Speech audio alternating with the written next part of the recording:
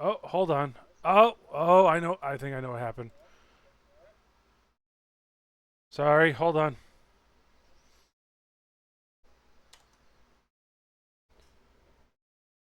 Yeah, no, that's because my it didn't have the right speaker set up. Headphones. There we go. And try it again, Luke. Start from the beginning. We gotta run it. We gotta run it back. We gotta run it back. We gotta run it back. Oh, sorry. 5, 4, 3, 2, 1. All right. Good evening and welcome, ladies and gentlemen, and all the homies to the Tealeaf Adventuring Company. My name is LukeTheDM, and it's my job to kill everybody. Happy Thursday. Holy freaking crap, it has been far too long since we've done this. I've missed you these last few weeks, and I'm very happy to be back into the Dungeon Master's seat. Hope everybody's doing well. We've missed you all so much. Thank you for choosing to spend this happy Thursday with us. We've got a few announcements to get caught up on before we get into tonight's mission. But first and foremost, probably the most special and important announcement we have for tonight is we've got a first-time player! Welcome in, Dani. Welcome to the Tealeaf Adventuring Company. As I haze all brand new players, I have 3 very easy softball questions for you, if you don't mind. First and foremost, Dani, how did you hear about us? How did you find the Tealeaf Adventuring Company? Through my friends, Charles and Amanda Nix. Very cool. Yes. Awesome. We love friends recruiting friends. Question number 2: how long have you been playing D&D for? About 2 years now.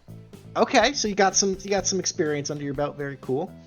And question number 3 is, what character are you bringing to the Tealeaf Adventuring Company for us tonight? I'm bringing Esha Bean, also known as just Bean. She is a halfling bard. Yeah, she is bubbly, go-lucky, easygoing, maybe even a little bit naive and gullible. So we'll see how that plays into things. Well, I must say you have exquisite taste playing both my favorite class and my favorite race, so we're gonna get along just fine. You're gonna fit right in here. Super awesome and happy to have you. So welcome in, Dani. Before we get into tonight's game, I do want to go over just a few quick bookkeeping things here. As far as upcoming tentative scheduled sessions, we are going to skip. I know we're missing so much. We're going to have to skip the 16th of July, as I will be on vacation and other people are going to be out and about enjoying summer as well. So no session on the 16th. There might be like friend swap games or something. We'll see. We usually like have some sort of group activity if there's no D&D. And then on July 30th, we have a backstory mission scheduled for the one and only LaCandygram for her character, Nikki Breyer. That's going to be super goofy, like sorority girl, college vibe, backstory mission, so that's going to be a lot of fun. We've been chatting a little bit about some of the details on that, so that's going to be really fun. I would like to remind everybody, especially if you're new around these parts or kind of just getting settled in and you feel a little bit lost or overwhelmed, or you're excited and you have lots of questions, we have all sorts of links that can help you get through this. First and foremost, the place to be is going to be the Discord. We do have a little bit of a problem with bots, so our Discord link is invite only, but if you hit !join and you are interested in joining the community and getting involved, please reach out, whether it's on Twitch or Instagram or carrier pigeon. Find a way to reach out to us, either myself or Mr. WeeWoo. We will get you in and you will become part of the family, and it's going to be a good time. From that Discord, that's sort of our central hub where we chat about D&D and video games and books and you name it, all things nerdy. That is sort of the epicenter of all of this. But we also have lots of other links to cool social media things, and the !links command is going to bring you to our link tree. On that link tree, you'll see all of our available links. We have a YouTube page, which is going to have all of our recorded sessions.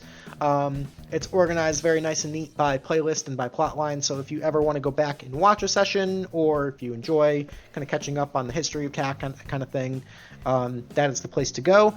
We also have a few tactorial videos on there that kind of teach you how to use Roll20, what we're all about, how our rule systems works, and then we're slowly but surely kind of getting through some of the classes and sort of a quick level up guide for some classes on there too. So definitely give the YouTube page some look.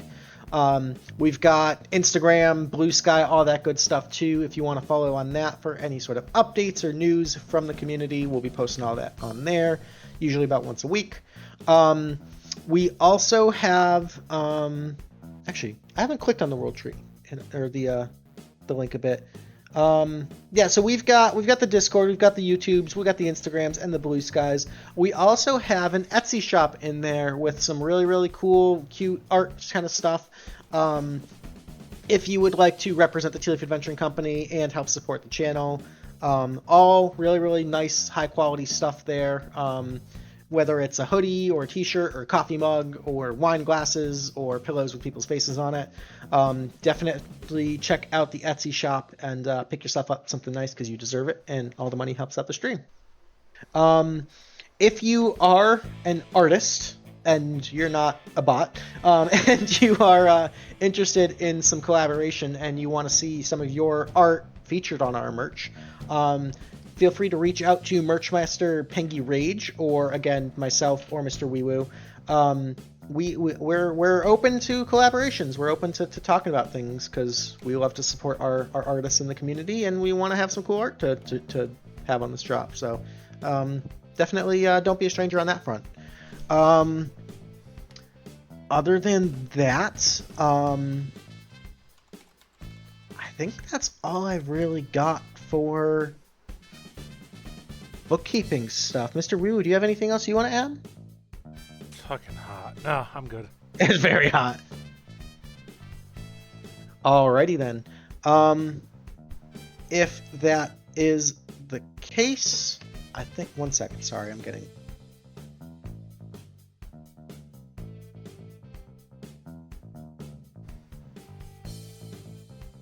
Okay, never mind. That can wait. Alright, who's ready to play some freaking D&D? Oh yeah. Bring it on. I need it. Then, oh, trust me, it's so good for the soul. Let's go ahead and dive into our mission, which begins as they almost always do, in the beautiful free city of Cadoria, on a lonely peninsula to the north of the Midnight Sea, there on the prime central thoroughway drag known as Avandra's Alley, just as it turns right into the south onto Melora's Way. In that central town square known as Ava's Piazza sits a beautiful 3-story mansion, which now serves as the Tealeaf Adventuring Company Guild Hall. And in the free city of Cadoria, it is a swelteringly hot summer day.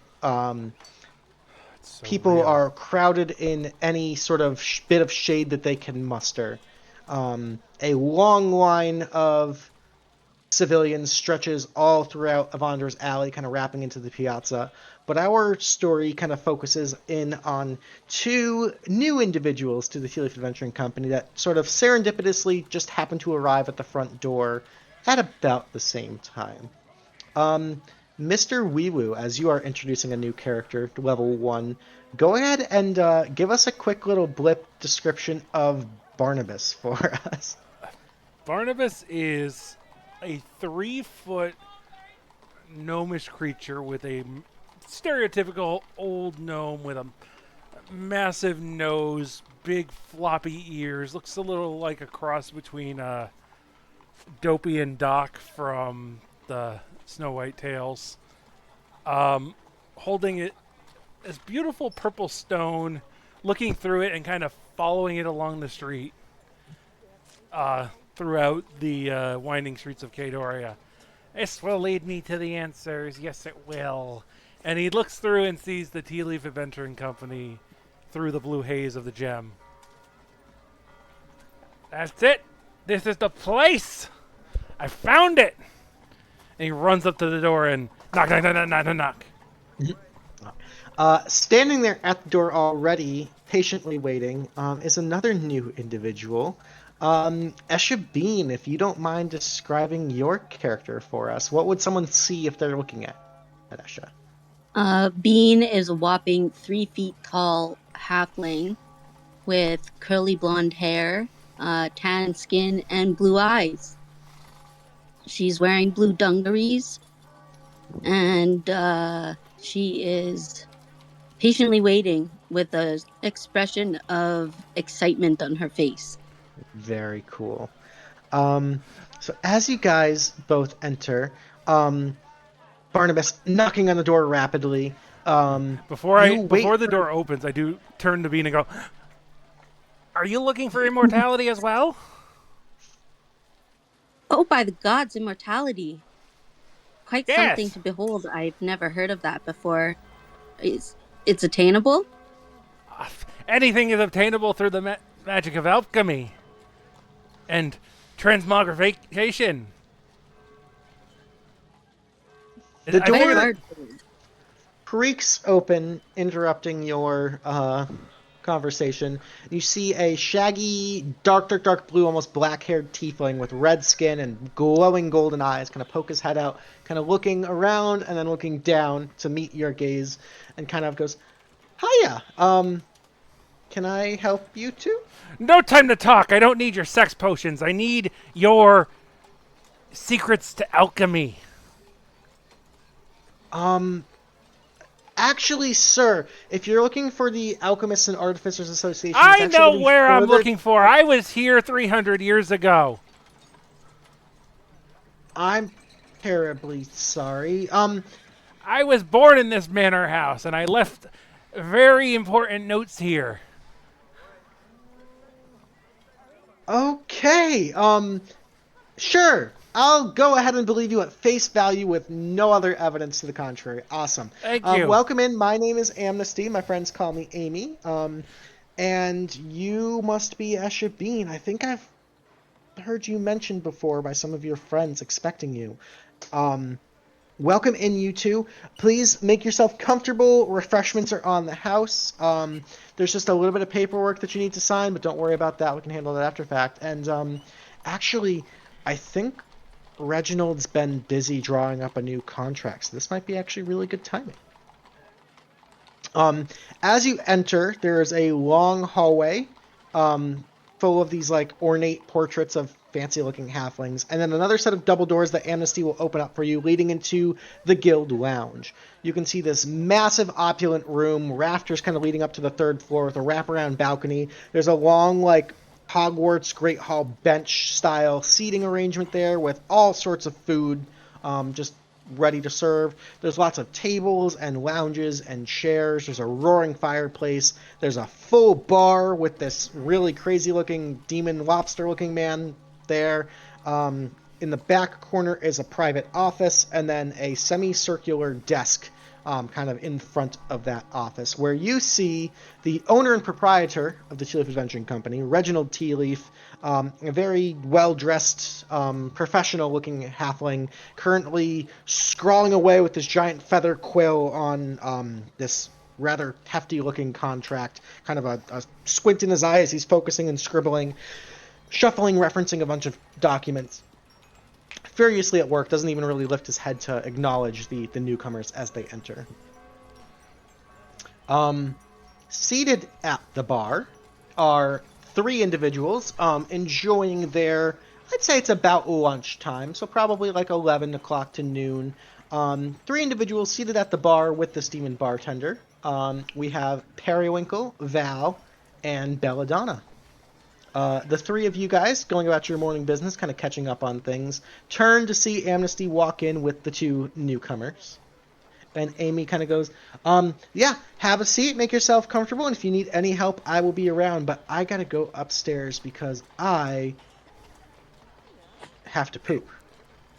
And he's just gonna frolic and dance and go up the stairs. Oh, yes, bowel regularity is important. You learn that as you get older. Yep. Knees above the belly button. Flibjig is going to begin to like look around the baseboards and try, and it looks like he's trying to find like a secret button. Go ahead and make an investigation check. No, he's not going to find it. I know. You can just make one. Okay. Kind of down on all fours, scrambling around underneath one of the bar stools where Belladonna happens to be seated. You actually find a copper piece. and it's heads up. I'll keep that. Turn it into silver later. That's all. I'm just gonna keep looking. Okay, just keep scrambling around on the floor. Yeah. Ted at the bar kind of like leans over and kind of looks over to Perry with kind of a weird look on his face, and then just kind of goes back to washing the bar glasses. Esha Bean is going to walk up to the group of individuals seated at the bar and greet them. Oh my gee golly, it's so great to meet you all. And she's going to rush over and shake everyone's hands. Quite enthusiastically. Yep. Val's gonna stand up, take her hand. He's like, "Yeah, it's nice to meet you too. Val." Esha Bean, you can call me Bean for short. Okay. Belladonna's just kind of watching everything in the background. Doesn't feel like everything's like adding up, and just is kind of looking for any signs that anything's about to happen right now. It's not totally unclear. It's not totally uncommon for all sorts of strange individuals to walk in and out of this place. But these two definitely seem a little bit peculiar. So kind of just keeping her distance, staying guarded. I dig it. Yep, just watching these two. Is there anything on them that like sticks out as odd? Barnabus is wearing like bunny. specifically like Under his robes, Barnabus is wearing bunny slippers. Nice. she's definitely keeping an eye on him. Okay. Somebody's in it, so that's okay. Does Val kind of notice Barnabus looking around underneath the stools? Oh, he's under he's your full chair. on like he's like full on crawling under chairs, just Right. no fucks given.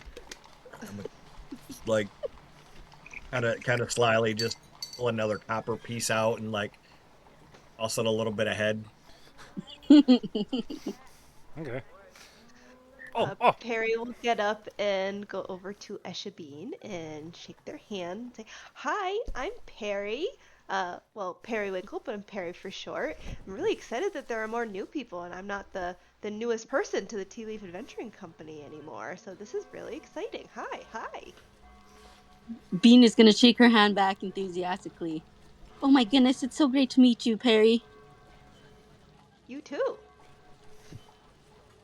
Reginald, with a flourish, dunks the quill into an inkwell and kind of grabs the contract, blows off the dust, and kind of proudly marches from around the table over and on top of the bar, kind of sitting down on the far end, probably right next to Val. Goes, "And it's finished. Excellent. Welcome, newcomers. My name is Reginald. I will be your boss. Oh, my lumbago! Sorry. Hello down there. Help me up! Help me up, please! Of Help! course. Val's gonna help him up. Thank you. Guy. We have a very important client for an upcoming mission, and by my account, they should be arriving. It kind of like looks at the door expectantly, and there's like a 30-second pause. One. Hello, Can do this all Can day. I- Cynthia. And then the door kind of bursts in, and I don't know if any of the party members here have met this individual before, but a friend to the Tealeaf Adventuring Company, this bright electric blue-haired gnome, comes walking through, followed by this large, like, animatronic platypus, kind of like crawling around behind her. Reginald will kind of stand up and give a polite bow and goes, "Friends, may I have the pleasure of introducing you to the Lady of Fort Calum. This is Cynthia Zanzib, a good friend of ours." Cynthia kind of gives a salute and kind of plops up a chair, not seated at the bar, but at one of the many tables, kind of sits down, kicks her feet up on one of the tables. Very like steampunk sort of aesthetic. You can see there's like the overall suspenders, a whole full-on gadget belt. She's got like the artificer's goggles up on her forehead, a large like wrench and set of sockets on her hip. She goes, "G'day, mates. Right, Reggie, have you had the pleasure of filling them all in yet, or?" No. Sorry, I was just about to get to that. Right, well, if you want to, clock's ticking on the window of opportunity here, and we certainly don't want to miss out on this this chance. We're probably not going to get another one. Right. Let me start at the beginning. The newcomers, do either of you happen to be from the Holy Empire of Dios? I was born in this building. 300 and Okay. something years ago. I don't remember how old I am. It was a brothel then. Yes, actually, back in the My day mother was the madam. I'm sure you and I could share some fascinating conversations about the history of this place. However, as our Oatmeal, clients, please. Sorry, I'm listening now. as our clients so patiently demonstrated, we are on a bit of a time-sensitive opportunity here. So none of you are from Dios, or have any of you been to Dios recently? No. No. Okay, well, Dios is currently in the midst of a very, very bitter civil war between two sisters, currently vying for the seat of the monarchy to become the new Empress of this nation. It has been ongoing for several years at this point, with no clear indication of it stopping, and we've broadly tried to stay out of international politics for the good of business, really, but we have on occasion found ourselves supporting the more just and kind side to the small folk of Dios. And she kind of looks over at Cynthia, who's just kind of like hands behind the head, sitting back listening with just this like deadpan smirk on her face of like, yep, keep digging that hole, buddy. Cynthia here, as the Lady of Fort Calum, has also become increasingly involved in this conflict, and has taken to ally herself with the rebel forces. And by association, since we are good friends of Cynthia and of Fort Calum, we are now considered allied with the rebel forces of this civil war as well, for better or worse. It has come to the attention of the company and of the leaders of this rebel force that in recent weeks, a very important political figure of the old Holy Empire of Dios has been captured by Empress Alana. This would be the chosen former divine of the Raven Queen, an individual known as Sumiko Hare. You might think of her as a high priestess of the Raven Queen, an important religious but also political figure for the Holy Empire, a former advisor both in religious matters and political matters to the Emperor before his passing and before the start of this bloody war.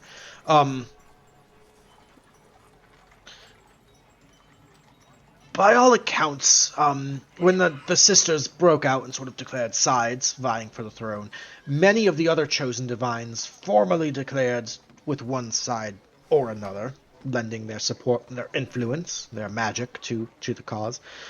Sumiko has, perhaps in nature of her reverence for her goddess, remained neutral in this conflict and has been largely in hiding. We've supported Sumiko on a few funeral rites and other such missions in the past, and she's always been a very, very respected and valuable client for us. However, with her being taken as a political captive, we see this as an act of aggression from Empress Alana and her forces. Cynthia here has seen a chance to, one, knock Empress Alana down a peg, and two, to gain a powerful new ally for the rebel forces. Cynthia, I'll leave you to explain the finer, nuanced details of this. She kind of rolls her eyes and sits up, kind of places her hands down on her lap, and goes, right, well, as Reggie said, this Sumiko Hare lady is, quite important, well respected in all the Holy Empire, and certainly doesn't deserve to be rotting in a jail cell in Dios, or God knows what sort of formidable purpose that the Empress has for her. But we're going to bust her out tonight. Ooh, exciting.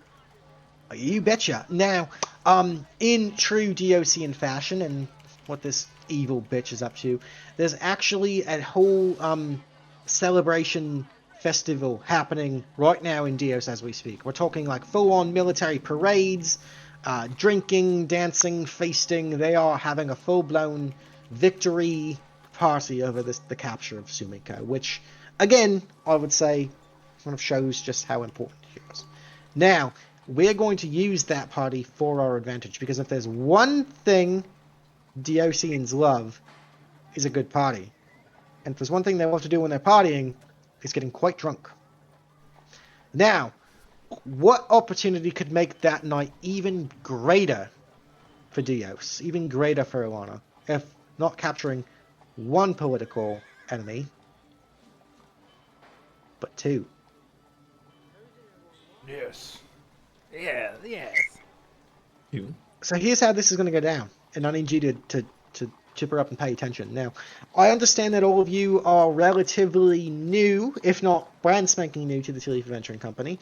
That's going to work greatly to your advantage. The less notorious or famous that you are, the better likelihood that this operation is going to be a rising success. Now, most people in Dios at this point in the capital are going to recognize my face right away. I don't think I'm going to get away with hiding, especially with my due. So, I'm going to be a gift. I'm going to be your new political prisoner to them. She kind of opens up, she actually has the platypus come over, opens up a compartment in the stomach and pulls out a crate.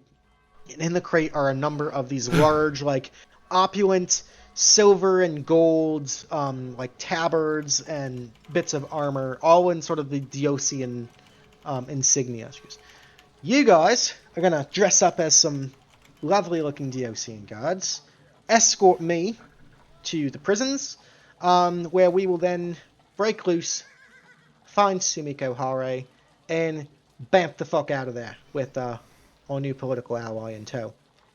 I've got this little doohickey, and she reaches onto her belt and pulls out like a small, six-sided cube. It's got like this like deep sapphire blue with sort of like a gold filigree trim on it. She goes, this is our get out of jail free card. Once we get Sumiko, we can bamf right back here to the Kadoria, and everything's going to be just dandy, right?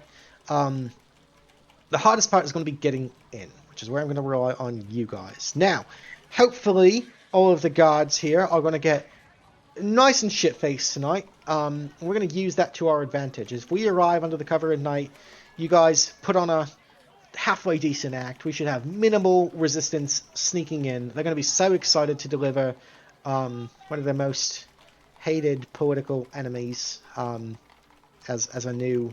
It's going to be a twofer for them. We're going to use that evil greed against them.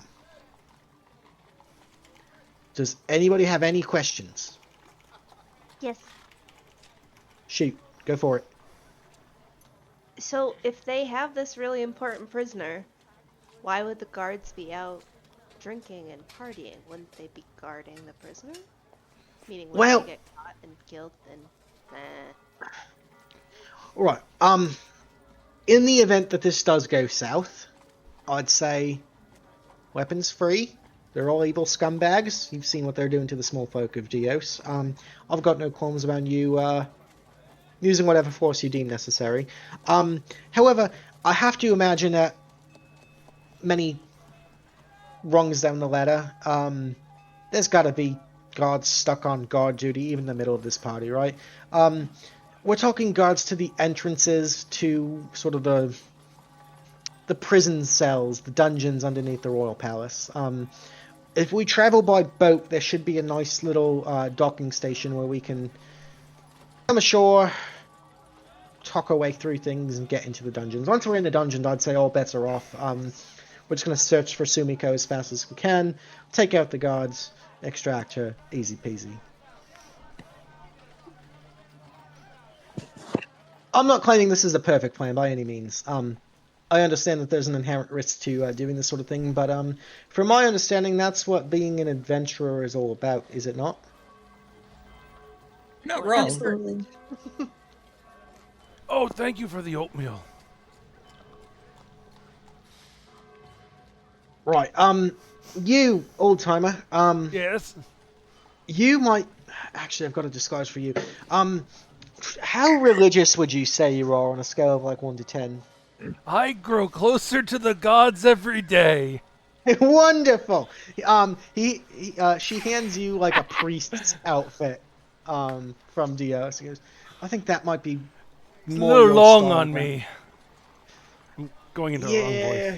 the wrong voice. Ow, I lost it. We'll figure it out.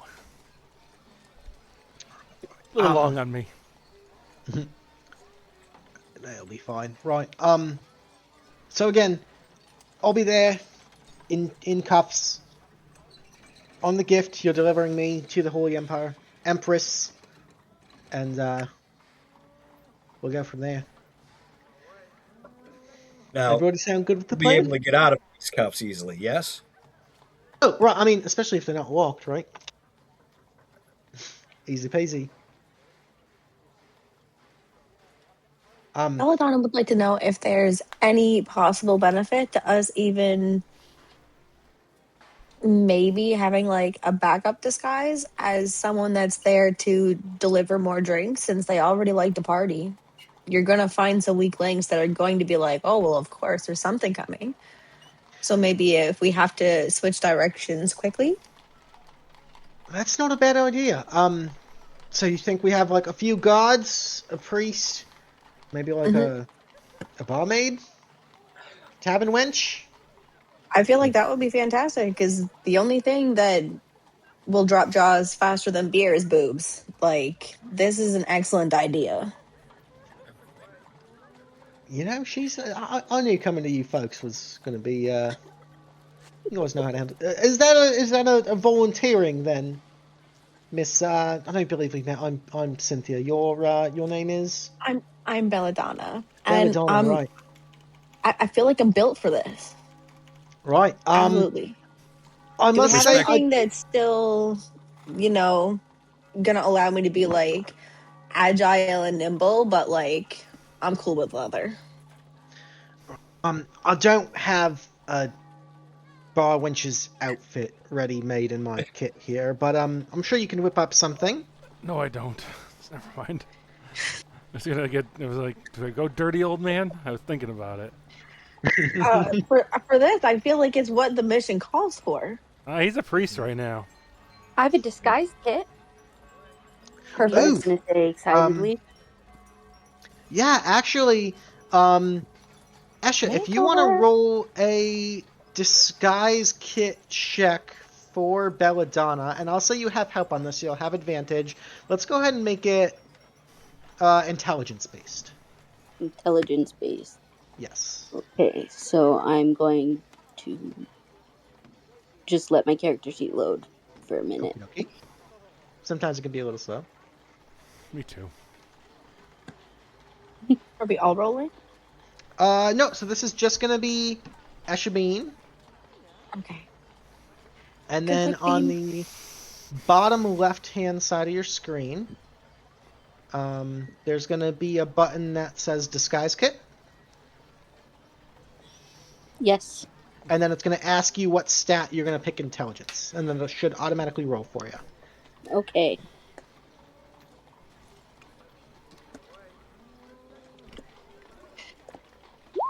While the disguise is being worked on, is Belladonna able to like quick time review some simple bar recipes here? Just so Absolutely. that she Actually, has like a you little bit of a. uh, you've got actually a pretty passable disguise. The 19. That's a solid roll. Awesome. Ted actually has like a small little Rolodex of like simple recipes. Some of them are quite Hmm. questionable, but you've got the basics there. Enough to Okay, pass. fantastic. Perfect. Esha's All right. gonna flurry around Belladonna and prepare this disguise kit for her. Beautiful. All right. The two of you together, especially both of you guys being halflings, um, you've got a pretty solid outfit here put together in like a matter of like 5 minutes. Fantastic. Yeah, you got like the hair pulled back into a high ponytail with like the nice ribbon, um, nice plunging neckline, cinched waist, kind of ready to go. You fit the part here, and it's nice and flowing and movable enough, and kind of hides some of your leather armor so that you can Hmm. you can be ready for action at a moment's notice too. So, just curious, is it possible that this disguise also happens to have like a couple hidden spots, maybe around like where the hips are, that my daggers are quick to grab if and when Absolutely, yeah. necessary? That would be Fantastic. Yeah, that would be kind of like built in with your rogue's armor. Yeah, you've got this on point. Yeah. Oh, beautiful. Um, I must say, yeah, that's a splendid addition to the plan. Um, anybody else have So, any ideas before we set off? mm, I feel like if we're going to be going in there as people of a tavern, we're probably going to need like at least a little bit of some kind of cart to make it look like we are carrying drinks.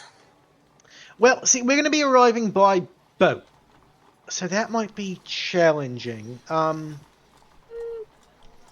anybody have? I've got actually, no, that's Are not we going to work. Um, gonna- How big of a boat? um, not. It'll fit the six of us relatively comfortably, but beyond that, not much space for cargo. Some more of a rowboat than a boat. Yeah, it's a Yeah, dinghy. yeah. Like, ma'am, this is the first date. You're not seeing my dinghy. My Is pa saw there? me Mars on his first date. That's all he Okay, says. we have Bean who's like 3 foot tall. Realistically, could we not have at least like two little crates as a bench so that she can at least see over the side of the boat? I mean, you're not much taller than her, to be fair. There. So And then we get speaking two as more crates. a fellow gnome, no, the seats. I'm If you, pretty sure this whole we can. party is really short, except for Val. I was gonna say, how tall is Perry? Is Perry a small little fairy, or is she like full size? Um, that's a great question. Did I write that down anywhere? We all I know want to she's say small. you were bigger with this character. Yeah, I don't think I'm like fairy sized, but I'm also probably not particularly large. I'm under 5 feet.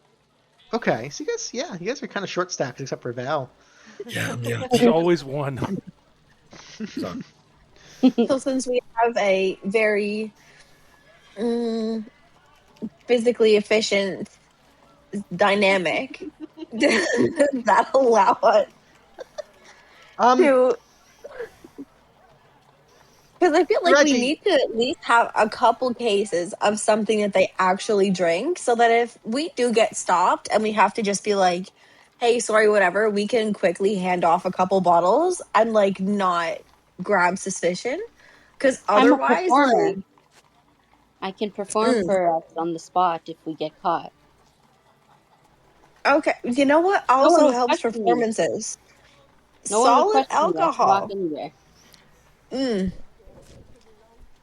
well, okay. Reggie, sweetie, would you be willing to spare a few bottles of cheap DOC and shit for this mission? Reg, already on it, Ted. If you could grab that one and that one, you see the giant demon bartender using all four arms, just grabbing like low shelf shit and kind of packing it into this wooden milk crate with like straw on top, and Ted just kind of like proudly hands it over the bar to Belladonna, sort of unceremoniously with a huff. Thank you very much. Greatly appreciated. Right. Well, so we've got booze, we've got a priest, We've got a performer. We've got a couple guards. Is there anything else we need?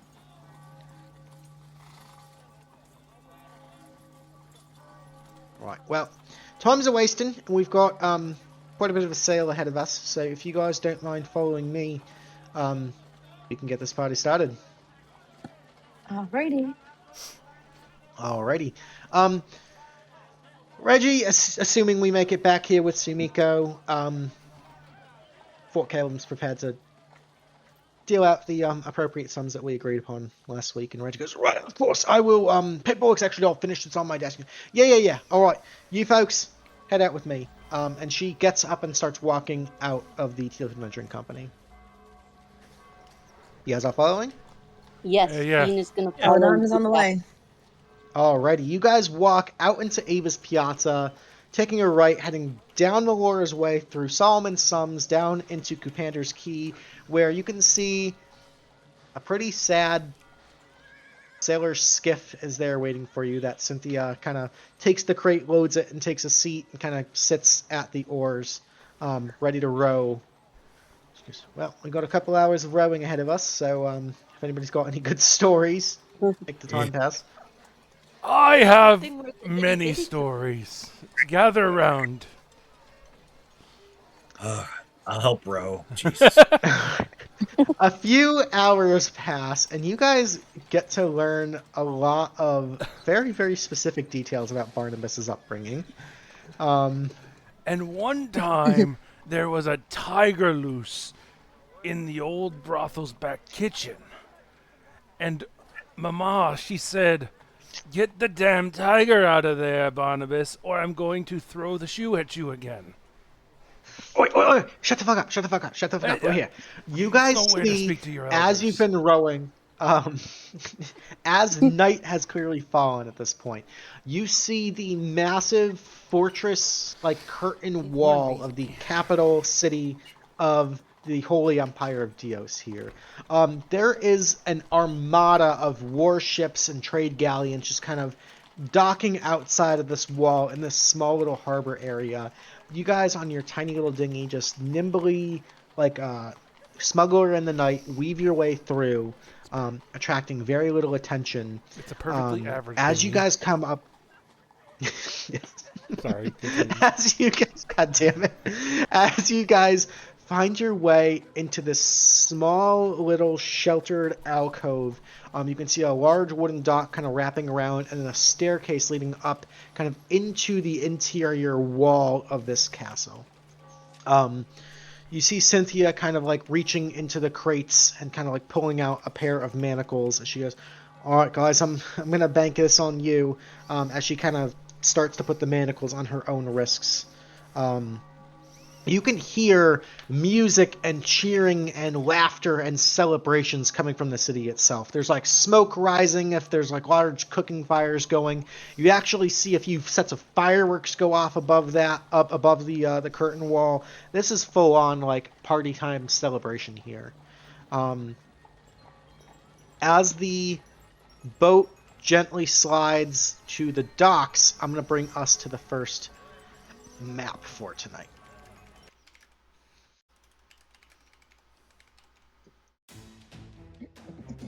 Okay. Alrighty, can everybody see everything okay here? Yep. It's not loading for me.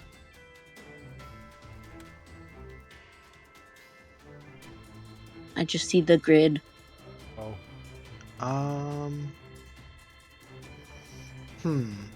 Maybe try refreshing your browser real quick? Yeah, sometimes that Okie helps. dokie. Yeah.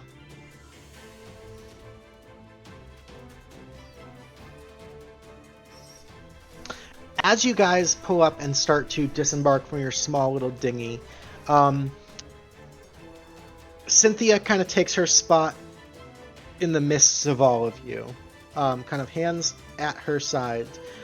You can see there are a handful of guards posted here, all in the full, like, average Diosian guard, Diosian guard garb. One priesty-looking individual kind of gets up from his seat and kind of sways and staggers over towards you guys, kind of standing a little bit of a ways, and kind of looks out and speaks out and goes, "Good evening there. We weren't expecting any visitors tonight.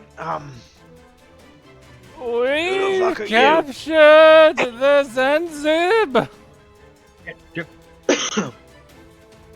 All Barnabas glory shouts from the to Elena! Just another one to add to the cells. kind of like raises these like little half moon spectacles down over his nose. By the gods, is that actually? We've also captured this trollop with alcohol! I was told that this is worth celebrating. And then I show one of the My bottles. mistake! Barnabas, go ahead and make me a deception check at advantage. At advantage? Oh, Yeah, you got some help on this. This grand old 0 roll. Oh, hey. With a 19. Very well. This is certainly news that the Empress is going to want to hear right away. If you'd be so kind as to follow me, I can lead you right to her chamber, to deliver the news yourselves. This is quite a worthy achievement.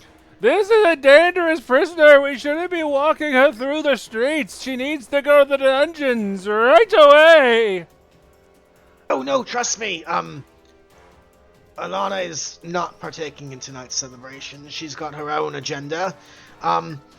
Like I said, if you'd follow me right this way. Okay, follow him. Cynthia's gonna kind of like give a quick kick to Perry and kind of like a wink of like wink and a nod. Are we going hot? It's up to you guys. We're going. Let's go. Come along, prisoner. Let's go, prisoner, trollop and whatnot.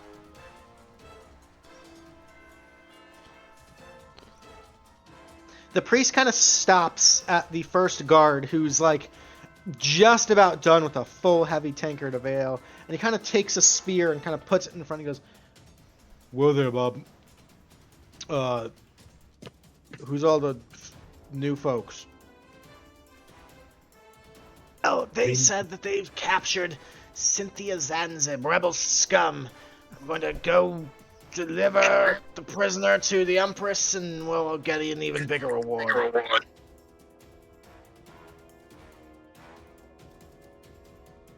He kind of curiously gives you guys a once-over.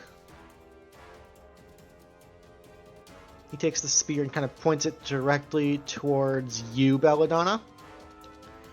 Okay. Who the fuck are you supposed to be? Whoa, whoa, whoa. I was literally taken because I have alcohol and was told that this is supposed to be a celebration. I have no idea what's going on otherwise. Can I top up your drink? What do you got in the box? It's a local specialty, but it'll definitely put hair on your chest. Can I pour him like a small glass of this and hand it? Yeah, so he takes his like mostly empty tankard. It's got like just like the dregs of his drink in it and kind of hands it out to you. Very rudely, very like demandingly. Okay, so I fill his cup. Spit in it.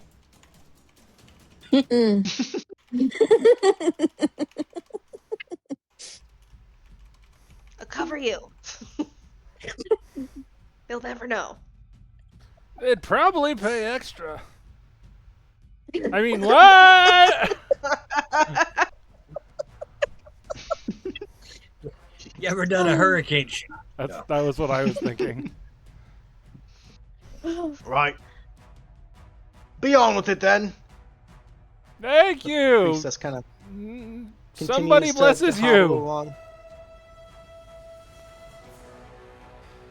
The priest actually kind of stops and goes, "Actually, that's a very good question. You, priestly little gnome, what church do you belong to?" I'm sure the Empress will want to know so she can bestow the proper blessings and Oh, hail financial aid to whatever Asmodeus! church. Who? I said Asmodeus. Because he doesn't know. She said evil. You Not this see- place was evil. You see all of the heads kind of turn. Would you like to repeat that one more time? Oh, hail Orcus! Is Belladonna able to do any kind of like a quick perception check or anything, or like investigation check or history check to see if there's any indication as to what their religion might be? So I can maybe give a Melora? hint and then blame it on the alcohol. So The- passive insight. The names that Barnabas is dropping are clearly turning some heads, and not for the better. General history, you guys would know that Dios is all about their pantheon of gods. Some of the bigger names, more well-known names, would be Bahamut, or Pelor, or Moradin. Very common, like, high and mighty gods that most people would worship here in Dios. Barnabas has just named the names of two demon princes or archdevils, which would be the antithesis of that. Oh no. Yeah, no, He's I been ain't joking gonna the lie. entire- I did it on purpose, but because it's funny. He has been joking Is there like any this way? airboat ride. Oh, sweet baby Pelor. Val, go ahead and make a deception check.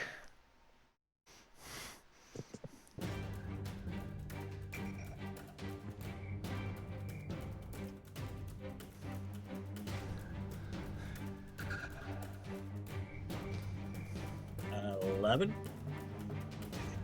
You see some of them start to kind of squint their eyes, and the entire crowd goes silent. The priest in front of you goes, "Well, that is useful to learn and study about your enemies. That is wise in times of war. Come now. We don't want to keep the Empress waiting. Continue. Follow me." And he kind of makes his way kind of like up the first staircase here. Good. Bring her You, with Perry, you would catch highest passive perception in the party. One of the guards that's kind of like watching you, all of them are still kind of like have a beat on you. One of them sort of gives like a nod and a whistle up, and you see up higher up on the staircase are two archers armed with longbows that immediately kind of like hear the whistle, turn, and just kind of like have an arrow knocked. They're not really like hostile yet, but they're watching as you approach, like ready in case shit goes down. You kind of quickly ping them on that.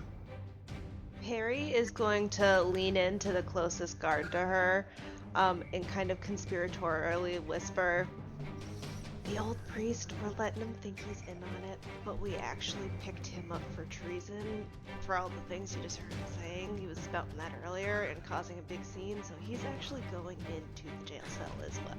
But we thought it would cause less of a scene if we let him think he was in on this."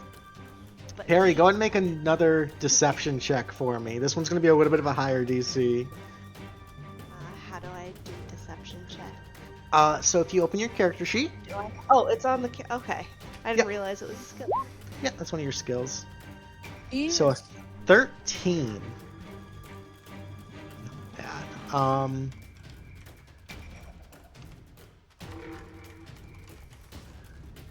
You see the guard kind of like, again, you get the sense that all these guys have been partying all day, and it's like nearing the end of like a long shift. They're all tired and drunk. One of the guards kind of like hiccups a bit. Of course, yeah. He kind of gives you the thumbs up. Seems like he's bought into your story for the time being. I'll give him an extra little kick for you before we close the cell door. Traitorous bastard. However, as you guys make your way up the stairs, another priestly individual kind of happens to like come and greet you. He's got this like smoking censer, like this holy sort of incense burner, giving off this like awful sense of Christmas and old-timey people. Brethren, on this most holy and special and blessed of days, welcome into Dios.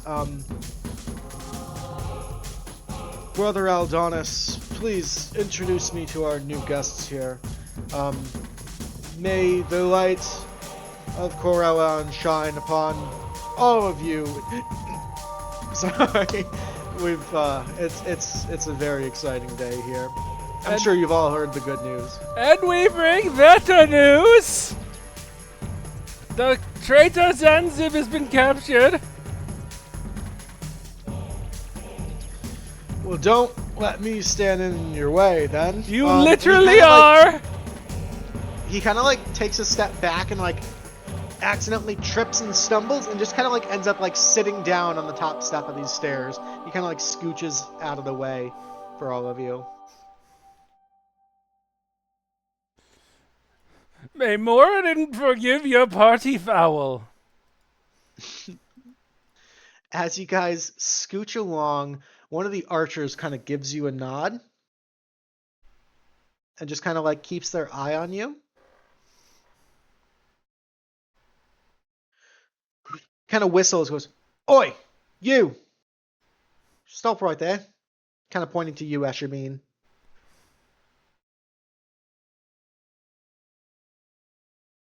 You say you're with the Holy Empress then, right? Absolutely. Delivering a traitor. Delivering the worst kind of traitor. Right, right. Quick question for you. Who's the Empress's dad?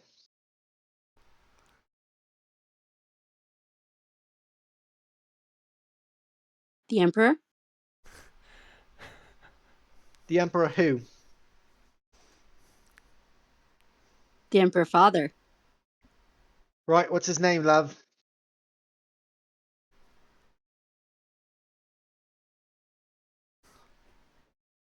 Esha's going to search her mind and look to her comrades real quick. Go ahead and make a history check for me. You are a Can bard, you are Belladonna, educated. can Belladonna drop and accidentally break one of the bottle that I just poured out for the last card that's like a bit empty as like Absolutely, a temporary distraction? Sure, yeah. Okay. With a 4, Asha, you've been around, mostly around the Lonely Peninsula and the Kidoria area. The name in this heat of this moment completely escapes you. You have no idea. With a 4, you have no idea what the Emperor's name is, and you're kind of just like looking to everybody else for guidance. When the bottle falls, can I kind of like lean over and like, it's the late Holy Emperor. Go ahead and make me, I'd say, a stealth check really quick, Val.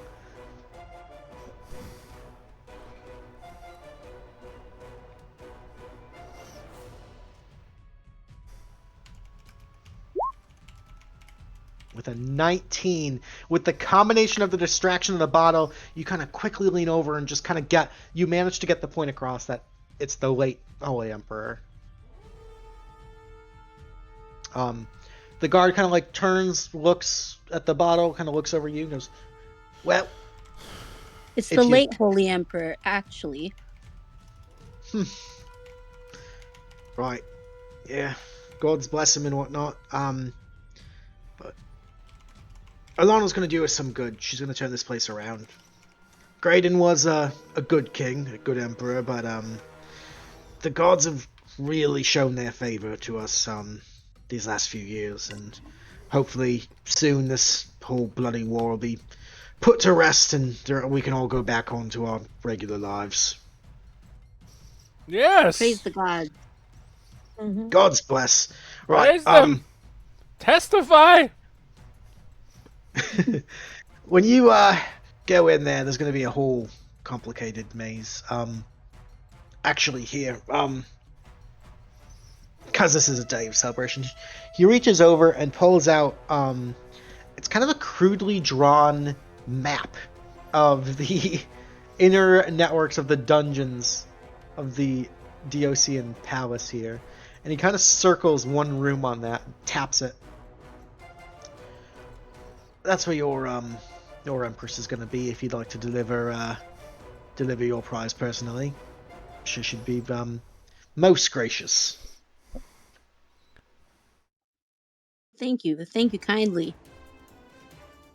Thank you. Like we said, the sooner all this whole war business gets put to bed, I think it's going to be a good thing for all of us. Mm-hmm.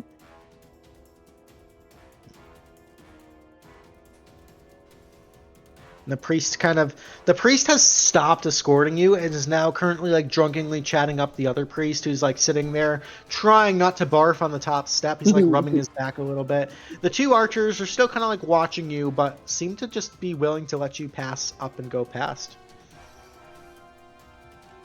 Esha's gonna quickly move past the archers and up the stairwell. Come along, traitor! Periwinkle will follow. Keep moving, you Alright. blue-haired. I don't have anything else. No, say it. Oh, dare you? What are you gonna call me? Whippersnapper! Whippersnapper, Yeah. right? That's- Val's just Slow gonna kind of Belladonna's like coming. lean over and like get a little kick to the hind end. Like keep moving. Alrighty. With that, with some very, very careful planning and some amazing skill checks, you guys are actually going to skip the first combat encounter for tonight. You guys have successfully swindled your way past the drunken guards and into the palace.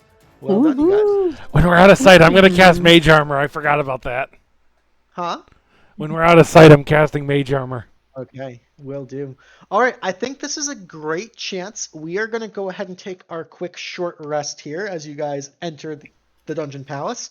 No need for an extra short rest for the characters because none of you guys have lost health or used any spells or abilities. Just some smooth planning and smooth dice rolling. So we're going to go ahead and take a quick break here. We're going to take a 10-minute break to use the restroom, refresh drinks, all that good stuff.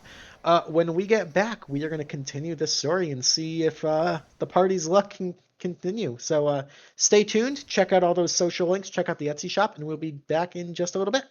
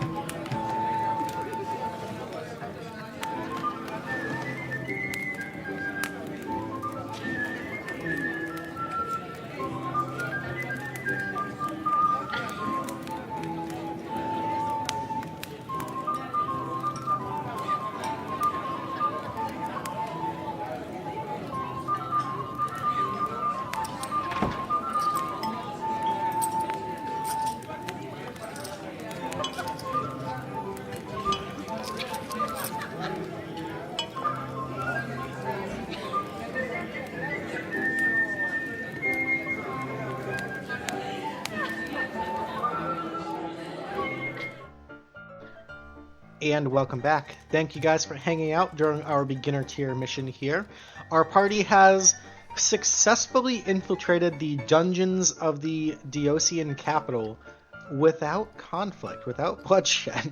some clever planning and some really lucky dice rolls. Wild, You guys honestly. are now in the dungeons. You've also managed to procure yourself a very simply scrawn map to your destination. And so to set the scenes, you guys head up this staircase into the mountain itself. You've got Cynthia Zanzib, your political prisoner here, in the manacles themselves. But you are currently unattended in this dark, torchlit, sprawling set of cells and hallways beneath the palace here. Cynthia kind of looks left, looks right, kind of jangles the manacles on her wrist. Let's get this traitor to her cell! Oi, anybody mind helping me Oh, with I these can real do quick? that! I can fix that! Tinker's tools are out of the handcuffs. Alright, go ahead and make a tinker check. Intelligence?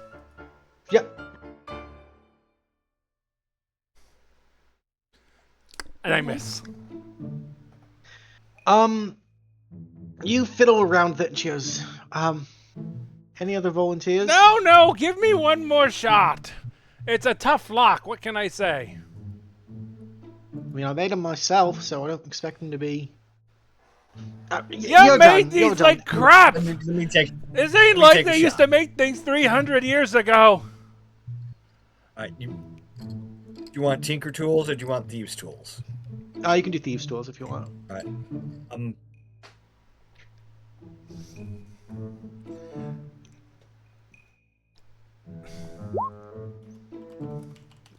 There we go. That's some fine thievery right there. Thank you kindly. She kind of tucks them away, puts them down, kind of adjusts her gloves again. This You can see blue-haired she's like, whippersnapper said she wasn't even gonna lock them. Why did she lock them? it had to be authentic. If they had stopped and checked and they were unlocked, we'd be proper fucked. Right. Which one of you has got the map there? We gotta get in and out faster. If we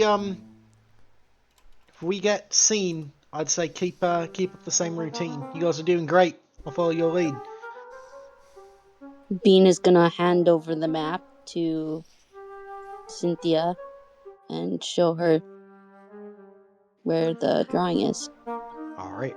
You guys, it looks like it's a fairly complex system of tunnels and chambers and hallways here, but with the map you have a rough idea. I'm gonna need everybody in the party to go ahead and make a stealth check for me. Okay. I can do that. But I actually can.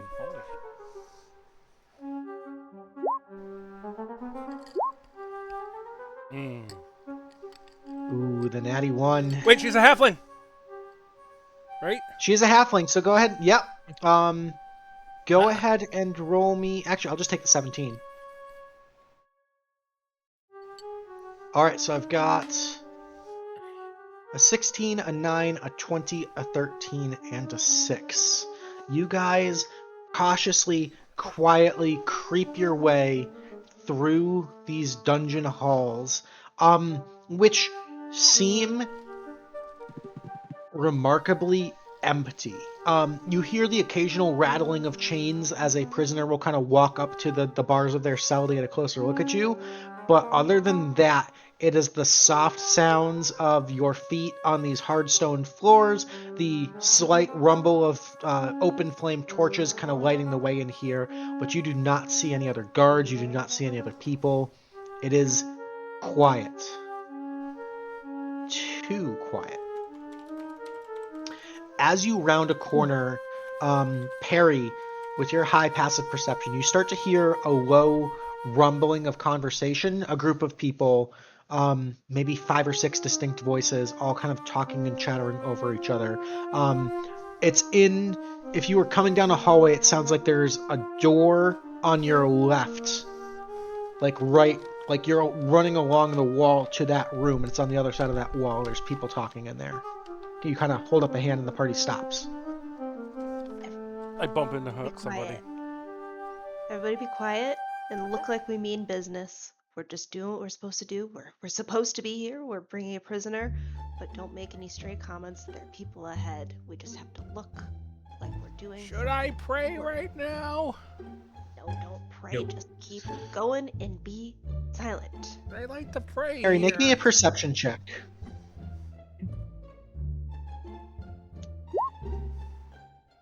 A 14, solid. As you kind of round the corner and listen, and you hear what sounds like a poker game happening.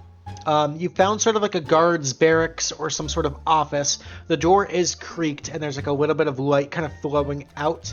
You're gonna have to walk directly past this cracked door, but the best you can tell, there's like some bickering about an ante or some sort of like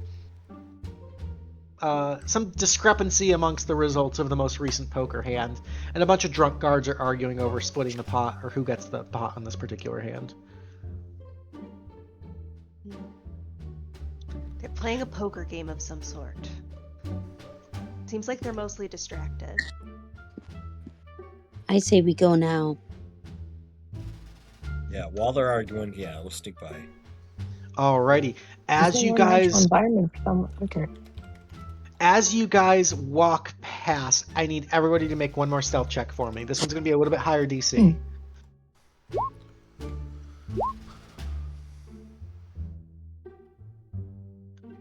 Oh my. No. A 27, Val? Really? Yeah. Rogue shit.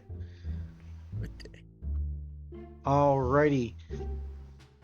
As you're walking past, creeping slowly past, you hear a voice call out, "Hey, you that cute little one, come here!" Alright, I'm on my way. Esha, Bean, you are caught like a deer in the headlights, just in that beam of light cracking. The rest of the party has made it past. But these drunken guards, drunk off their ass, are kind of like waving at you to come into the room. Bean is going to enter the room with her lute in hand and begin singing. All right. As you kind of like strum a tune, she goes, see, she's educated. She's a performer. She's a woman of the world. She's gonna know. Oi, love, could you help us settle a little debate here? You see, I've got these 5 aces, and that jackhole has a full house, and he says he deserves the full pot. Clearly 5 aces wins the hand, right? Can you just tell this idiot what's what? Well, I think I have to agree with you. Right, there it is. And he kind of like goes to like wrap his arms around just like stacks of gold and silver coins, and the other one's like, ah, push, whatever. Who's this little short runt anyway? Get out of here. Oh, the voice is coming in my throat. She's gonna run out as quickly as she came in. Alrighty, as you kind of quickly scamper out, the guards seem to go back to their bickering, and that one guard's kind of like fending off several arms trying to like grab stray coins off of his pot. But they seem completely satisfied with your performance, so you quickly rejoin the party, who's all kind of waiting there with bated breath. You know, there's only supposed to be 4 aces in a deck, right? Oh, I'm going Harper now. He cheated. Yeah. Uh-huh. No one. Oops. It's okay. You're only an accessory to fraud. If we're done That's playing... not important. We're just gonna let's keep going. She's a Alright, criminal as you guys- now. As Oh you guys my, what will my can- mother ever say? As you guys continue to creep in, eventually you reach a massive set of double doors right on the edge of where you suspect this map is leading you to. And Cynthia kind of stops and goes, well, did that kindly archerman say if this is where Sumiko was being held, or if this is where the Empress was? I can't really remember. Oh, he definitely This is said where the this is Empress is. Empress.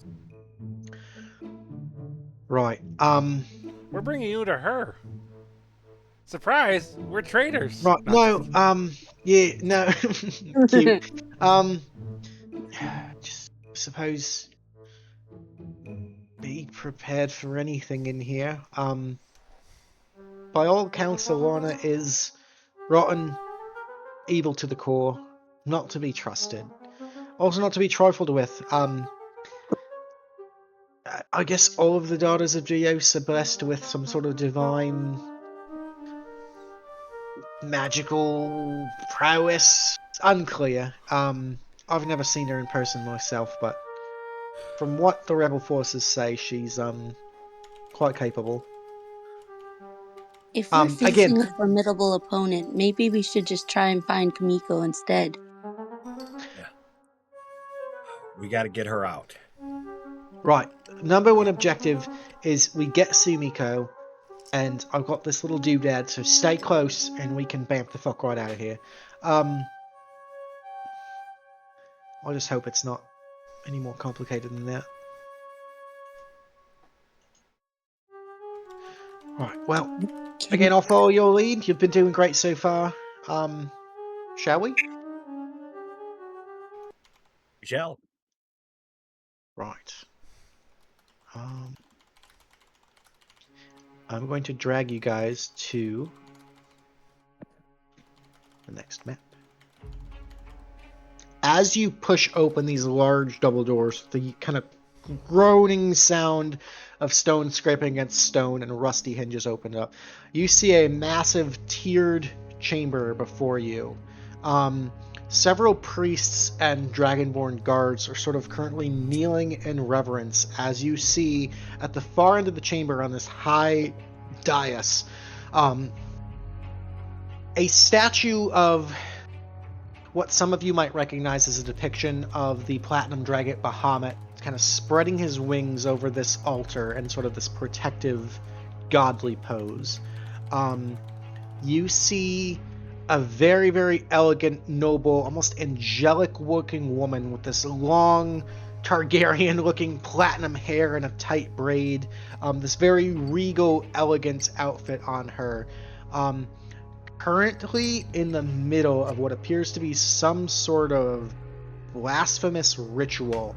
You can see there are runes carved, kind of floating into the air in this like sickly blood red color, as she takes a knife and is carving similar runes into the skin of this short, raven-haired halfling woman next to her, currently imprisoned, that you have to assume is Sumiko Hare. You can see from the bits of blood kind of like dripping from the knife as she's performing this ritual, an occasional drop will splatter onto the floor, and it sort of starts to instantly coagulate and almost if you ever, this is a really obscure reference, if you ever seen like the devil's chemical reaction, it's like when you burn the chromate and it kind of like grows out of the ashes, that's like weird tendril looking thing. If you haven't seen it, it's a really cool reaction. I can post it in the Discord. These ugly, heinous looking demonic creatures, almost vaguely like pig looking with just dripping flesh, seem to kind of form and begin to line up surrounding the altar as she performs this ritual.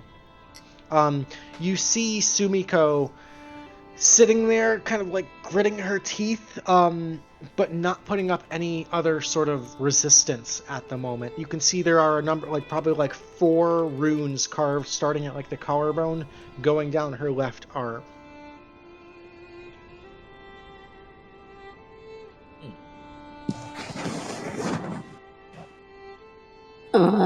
As the doors open, the ritual seems to proceed. You guys, they heed you no mind. We have the traitor Zanzib! As Barnabus yells out, you see some of the Dragonborn kind of like turn and like look behind them and kind of go to draw their weapon. Okay. Esha's gonna yell, "Stop! In the name of love."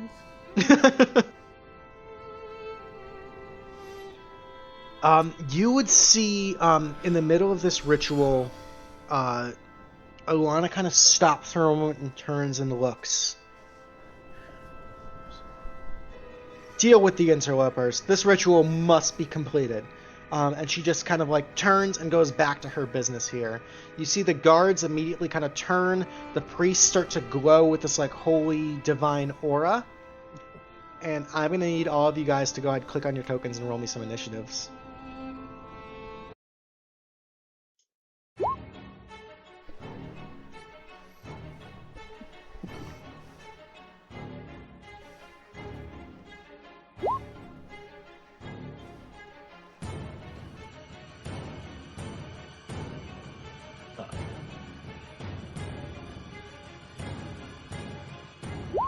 Let me know if anybody needs help.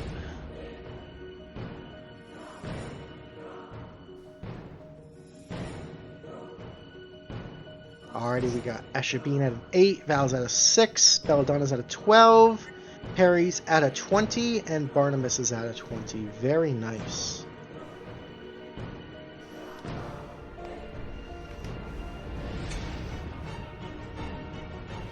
Alrighty, then as the guards here hail their Empress and kind of start to draw weapons and approach you, Perry and Barnabus, you guys are tied, so you guys can take your turns in whatever order you'd like. Perry, go ahead. I gotta figure out what I can do in this place. Okay. I am going to move. And then I am going to take out my bow Okay. and shoot at this little thinger. This how do I ping things in here? If you click and hold, it'll ping. I'll shoot at this guy. Okay, any bonus actions you want to do first? That feels like you're leading me, and maybe the correct answer is Hunter's Mark? You can definitely Hunter's Mark him, okay. So go ahead and mark your spell slot, and I will put that little target on him. He is marked by your Hunter's Mark. And then go ahead and fire. Sorry, how do I mark my spell slot on this? There's like a total like remaining spell slots. You're just going to tick that down to, I think you have 2 out of 3 remaining now. Gotcha. Yeah. And then I'm going to longbow. Phew, alrighty. The 17 will hit for a total of 8 points of piercing damage, and then you can go ahead and roll me the d6 for the Hunter's Mark. Do I just click Hunter's Mark? Yeah, there should be a little damage modifier you can roll. Oh, okay. 1d6. Okie dokie. So that's going to be 9 points of piercing damage on that guy. Nice shot. As you kind of glide up, draw, kind of mark him, and fire, the arrow kind of strikes in right underneath the belt. A nice body shot there. He looks hurt. Anything else you'd like to do on your turn? It's my turn. Alrighty, that's going to bring us to Barnabas. Alright. Barnabas is gonna... Excuse me. Oh, I'm 25 feet, right? Yeah. I'm a filthy Sure, little let's tell the gnome. gnome filthy little gnome. And on this one, I'm neither going to chill nor touch him. I'm going to cast Chill Touch. Okay.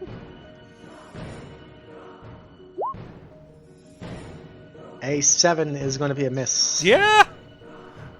I thought so. Okay, that's my turn. That's all I got. I'm level 1. Level 1, baby. I'm a dude with a stick. I'm a dude with a stick and a hand that goes chilly. All right. As these horrible fetid creatures kind of rising up out of the blood begin to lurch forward, you see as they approach, the priests and the dragon guards almost are like retching in response to just being near them. They're just going to kind of slowly march forward in formation. That's going to bring us to Belladonna. Okay. So I was thinking maybe I wanted to use my short bow, but because I'm also beside some of my team here, am I able to get like sneak attack on that? So for sneak attack, you're going to need your friends to be next to your target. Oh. Not next to you. Yeah, they got to be next to your target. Okay. I'm still gonna do it. Short bow. Okay, and who would you like to shoot? The closest one. This guy right here. Alrighty. 18's gonna hit for a nice 6 points of piercing damage. Very nice. Fantastic. Thank you. Alrighty, so he's peppered with a couple arrows now. Any movement, or are you staying put? I guess I'll stay with my friend over here. Alrighty. I definitely forgot to roll initiative for Cynthia. God damn it. That's my bad. That's going to bring us to the Dragonborns. These two are going to move up. So this one's going to move up. He's actually going to dash right up onto you, Perry. This one is going to move up, and he's going to dash 60 feet right up to you, Barnabas. But that is their full movement and turn to do so. Yeah! The priests are going to move. Actually, they're going to stay put right here. This first one is going to go ahead and fire a guiding bolt at you, Perry. We'll do a first level guiding bolt.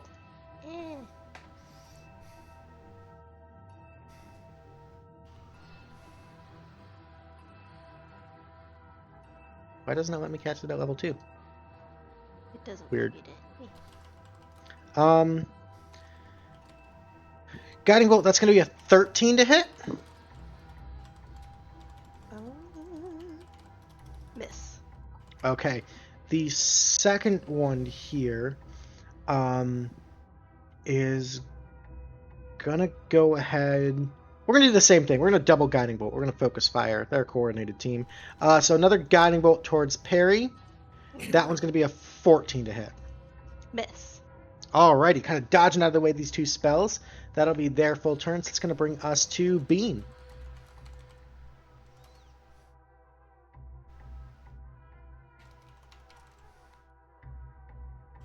Oh, you got yourself muted, Dani. Oops, sorry about that. No worries. Bean is going to move up to here. And she is going to cast command on this dude here. Okay. And it's going to be grovel. Okay, so he's got to make a wisdom saving throw, I think? Yes, wisdom. Okay. What is your spell save DC?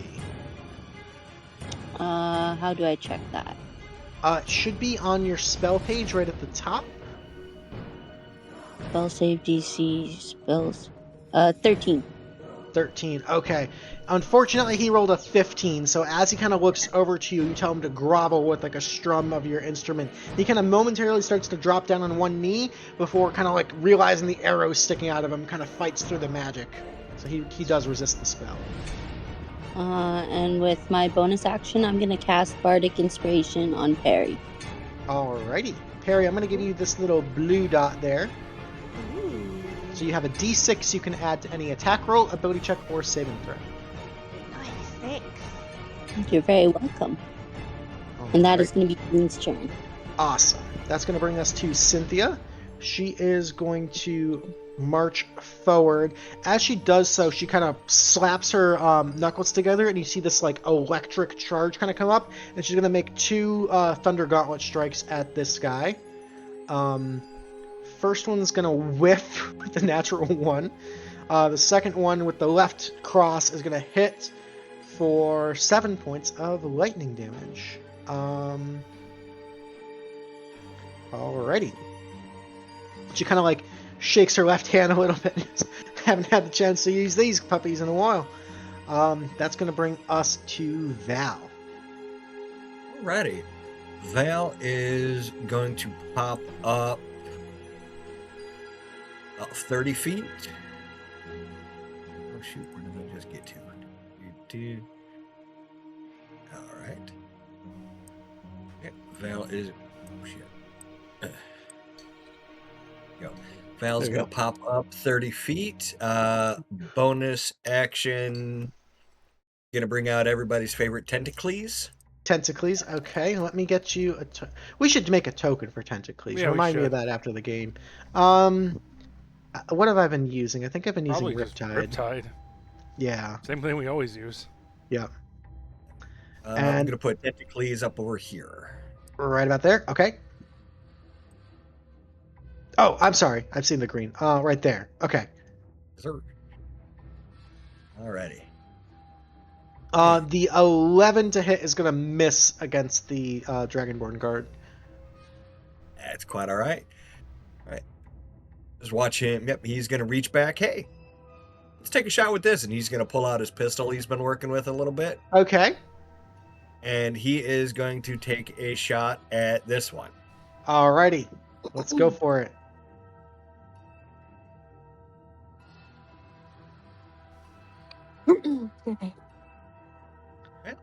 A 12. You There's kind of a lot- line, cock, and shoot, and unfortunately, just the recoil kind of catches you off guard. So the shot ends up going a little bit high, but immediately everyone kind of like hits the deck with that loud, racketing gunshot flying into this open chamber. You got a lot of eyes on you now, Val. And that will be it then for Val. Alrighty, at the bottom of the initiative, you see Alana kind of like flinch and cringe and slip with the knife a little bit as the gunshot rings into the chamber. She kind of like flicks it off again, kind of like this glowering look. As she takes a moment to scan the room, you see on her face she like has a recognition of who's here, and you see her lock eyes with Cynthia. I need everybody in the party to make an insight check really quick. Oh, there you got it.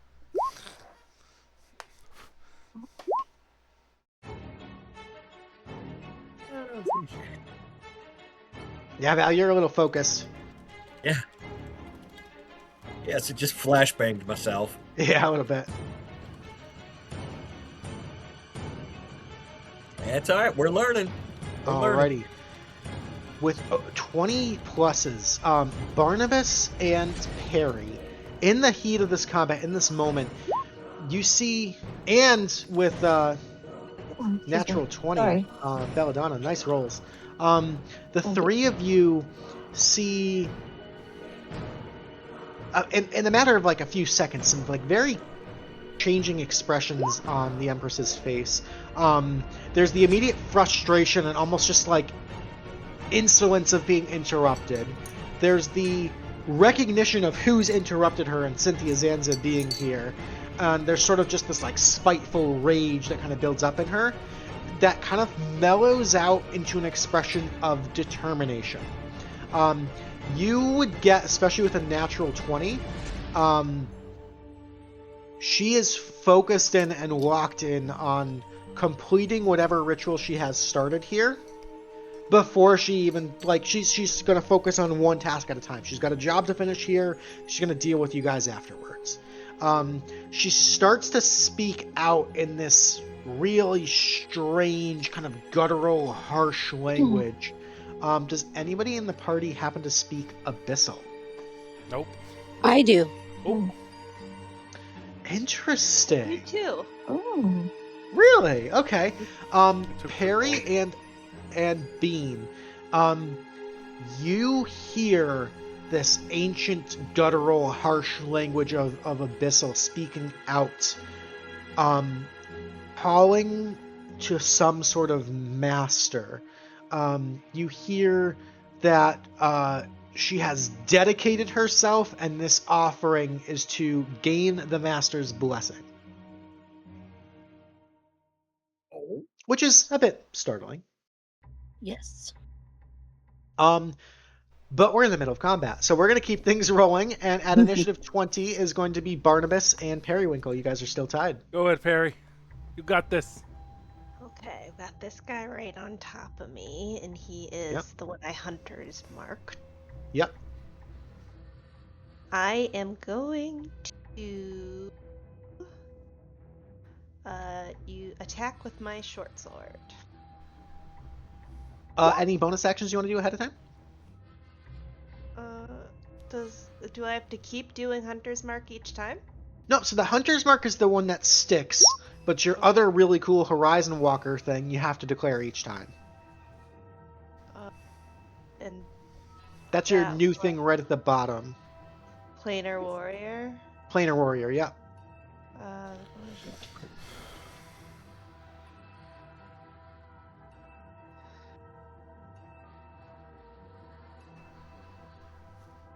Okay, I will use the Planar Warrior attack.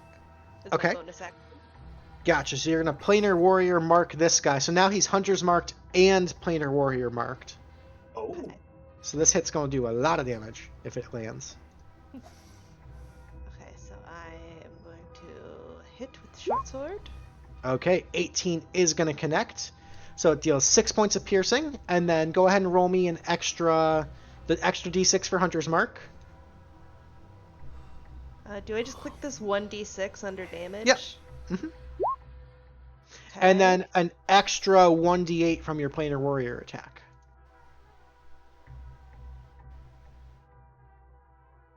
You should be able to click the same thing. I think there's a damage modifier for Planar Warrior right under Hunter's mark.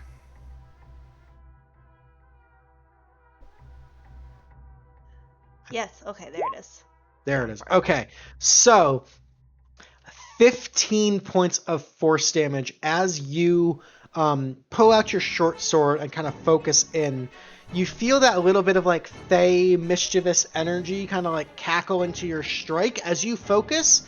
You almost like in your mind, you're just like painting a quick little picture, and in this flurry, you just disembowel this guy and he just drops. As he dies, you can see like little small like butterflies and sparks kind of fly off where maybe entrails might have poured out of him. But you turn this grisly death into something quite whimsical. But that is a kill. As you do. Right. Nicely That's my done. turn. Alrighty, that's going to bring us to Barnabus. I'm gonna go over here and sidestep and be like, "Hey, look over here, you big ugly lizard!" And try. And I'm actually gonna use the help action for Belladonna to hit this thing. Hell yeah. Look at this big old wrinkly, slow-moving old man. You know you want to attack me and no one else. Move up to here. Well, you don't do it. You don't do anything yet. Not yet. So he's going to help you on your turn, basically. Okay. You get advantage on your turn from me helping you. Yep. Oh, Very well, thank you nice. very much. On him, yeah.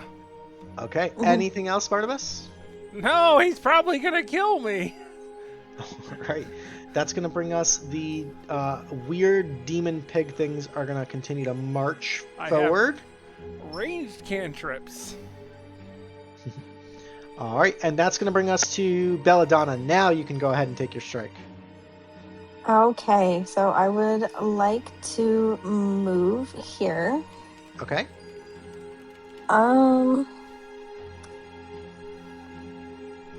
Okay, thank you. And I would like to hit him with the Necromancer's dagger. See if I can get like right under the throat or something.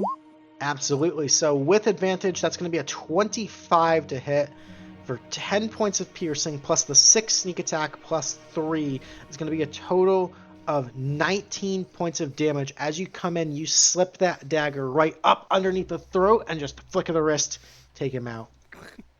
Oh, very cute. Nice. Actually, as a matter of fact, it occurs to you in this moment, you actually got that Necromancer's dagger from some of Empress Alana's forces in Dios. So this kind of feels like a bit of karmic revenge here. Oh, this is beautiful. Yeah. Can I like bonus action like search his body? I would say that would be a little bit in the midst of combat. It would be tough. Like if there was something obvious on him, you could kind of snag it.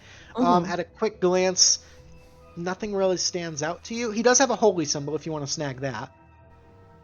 Yeah, sure, just in case. Okay. As you rip the holy symbol off of his neck, it's just kind of like on a leather cord. Make me a quick religion check. Okay.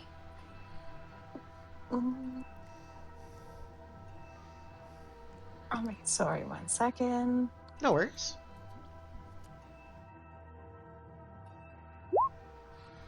Nat 20, rolling like fire tonight.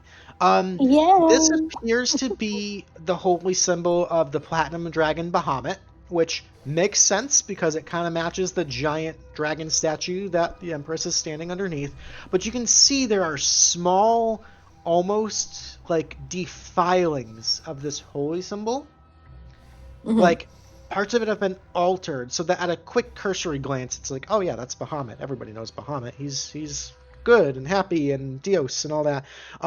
Some of these abyssal etchings and carvings and modifications lead to a much more sinister worship, which again is going to tune in with the guttural, horrible sacrificial ritual happening right now. You're not sure how you're connecting the dots here, but you know that this is modified to not worship a god, but instead a demon prince. And with the natural 20 specifically, you know that the name of that demon prince is Orcus. He's Okay. the demon prince of undeath. Okay. Am I able to kind of share the wealth with my comrades here about Yeah, what what do you say? situation we're likely dealing with? What do you say?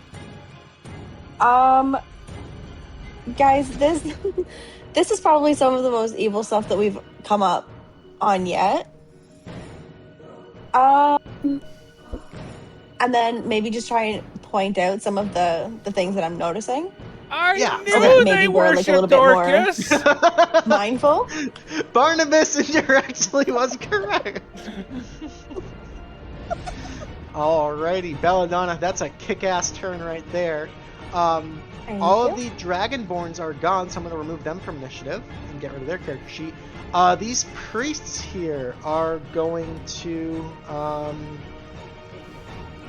hold the line here. We're going to fire a couple more guiding bolts. We're going to do one at Belladonna, because you just straight up assassinated the guy. Ooh, that's a crit. Belladonna, that's going to be 16 points of radiant damage. Ouch. Okay. And you are glowing like a Christmas tree right now. The other one is going to go towards Val, as you just made a very loud and obvious noise. Val, that's going to be an 18 against you. No, sir. Alright, it kind of deflects off. That will miss on their end, but they're going to kind of backpedal just a touch here. That's going to bring us to Bean. You are up. Bean is going to take her crossbow and she is going to fire at this dude. Okie dokie.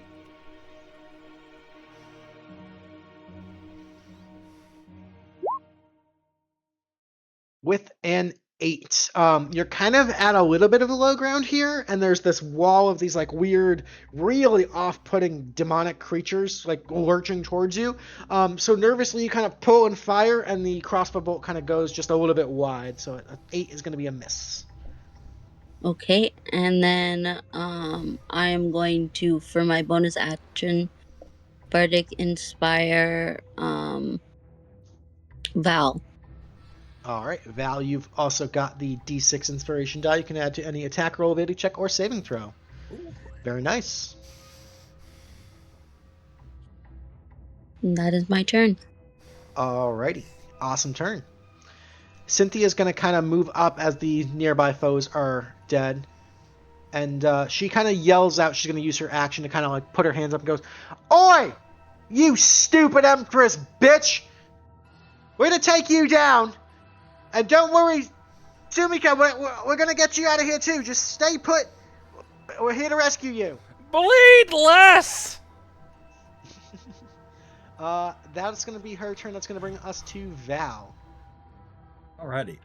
Now, Val is just going to move Tentacles up.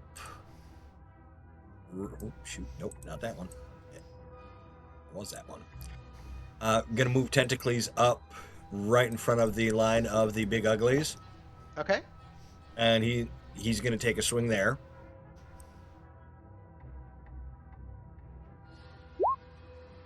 $21 connects. Right. Come here.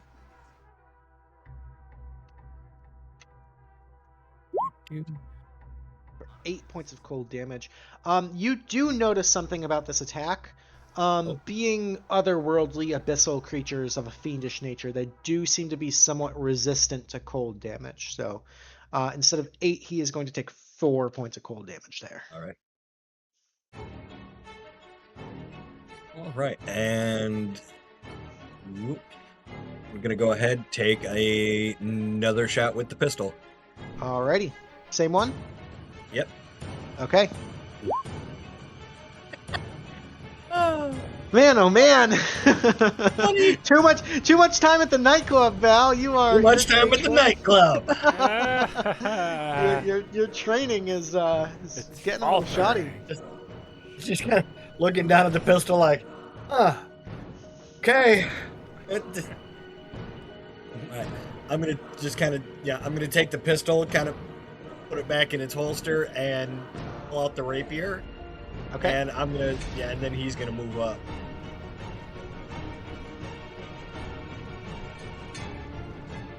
And then that'll be it for me. Alrighty. Alana, kind of again hearing the shouting and just kind of getting frustrated, continues to carve. You can kind of hear the small halfling priestess kind of cry out in pain as another rune is carved into her arm. She's going to continue to progress the ritual. Harry, you start to get this it's an interesting sensation. It's both new to you with your time with the Tealeaf Adventuring Company, but also like deep-seated into the back of your consciousness. It's something kind of part of your essence, part of you as a person that you're familiar with, but something about this ritual just seems familiar and urgent to you. Like something is going to happen soon that feels like you are almost an expert in this sort of magic. It's weird because it's so like wretched and like the opposite of like the fey whimsy that you're used to, but like the key elements are still there. Something's going down. You might have some sort of ability to discern what's going down here. And it is your turn. Okay.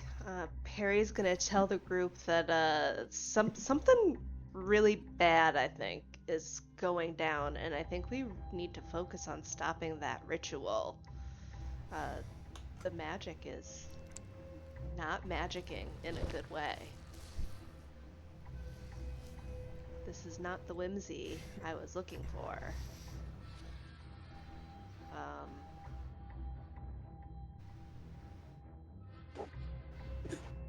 What's happening? Sorry, let me just read something really quick. Okay.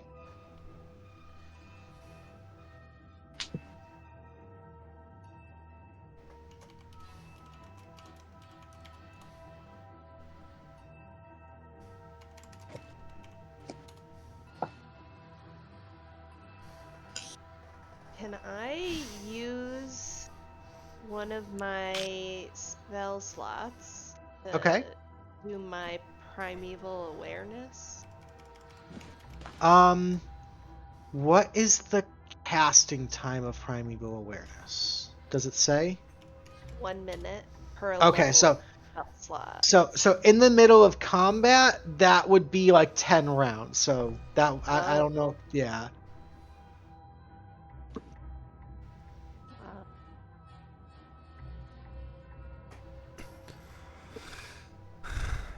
Do I have the range?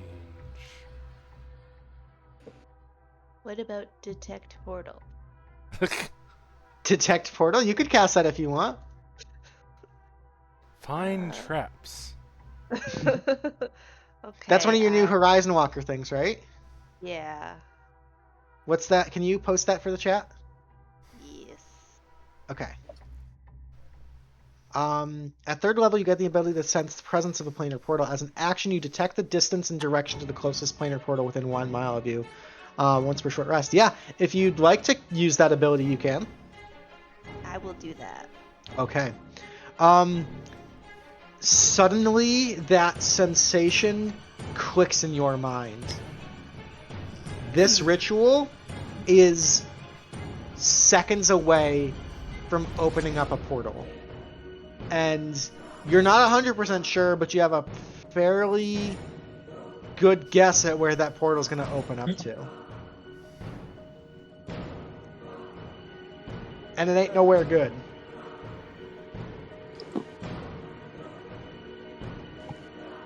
This portal's gonna open up somewhere that ain't nowhere good. Okay. All right. So that is your action.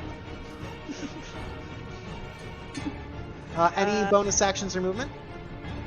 I'm gonna move because I feel like we have to start making our way over there to stop this. Okay. I think that my bonus actions require an attack. Unless I can I move my hunter's mark that's Yep. already out there, or would I have Yep. to read? No, you don't have to recast it. You can bounce it if you want. Then I'm sorry, I should know this. How far can I cast it? I believe it's 90 feet for Hunter's Mark.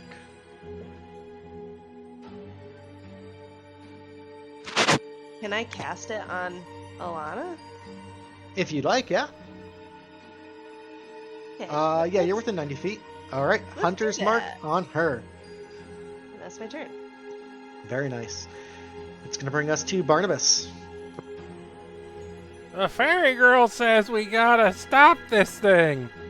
Excuse me, part of me coming through. Alright, this should do it. Yep. Puts me right there. It's wizard time! Chromatic orb on Alana. Okay. Thunder. Thunder feels good. Thunder feels good. Okay. That feels good. Why did it not roll the hit? Nah, it's +5.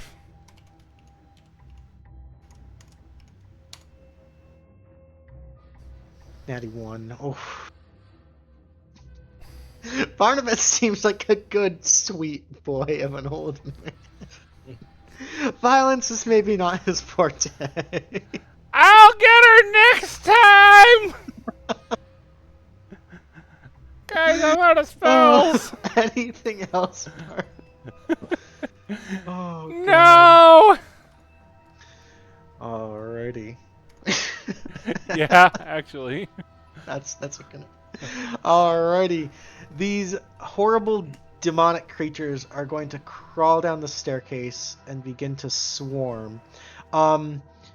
They smell fucking terrible. Like the worst stench of like rot and body odor and decay and gasoline. It's just this horribly acrid scent.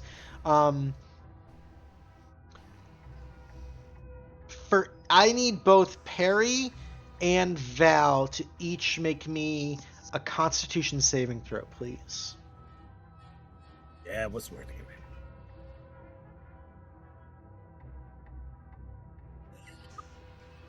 Alrighty.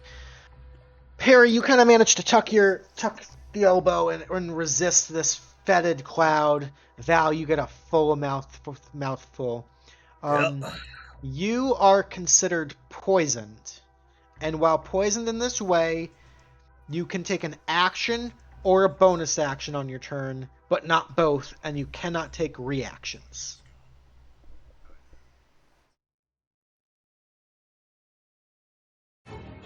And then the other one is going to... Actually, they make permanent fetid clouds here, so that's those clouds are going to stay. Everywhere in this green cloud is now just that horrible, nasty, wretched green gas. Then they're going to make 2 2 attacks each. So Perry, that's going to be a 7, that's a miss, and a 9 is a miss. And against Val, that's a 4 and a 21. Does a 21 get through, Val? Yeah, it does. All right, that's going to be 5 points of slashing damage on you.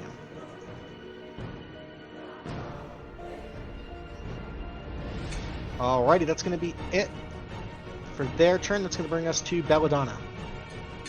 Alrighty.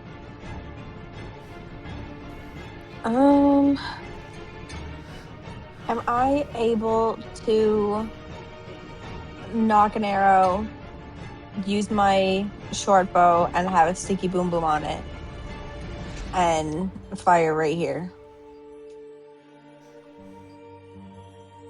Which one? Were you firing? Right up here. Oh, Toward right, the way up ceremony. there. Okay, sorry, I was focusing. Yeah. Absolutely, yeah. Alrighty. So,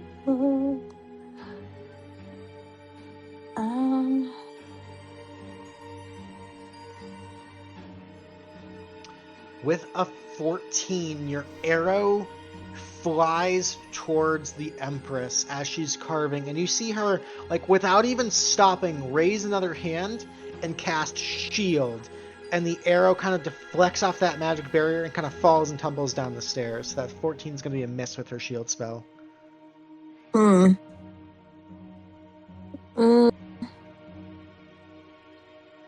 Okay. Then, as a bonus action, I would just like to move. Okay.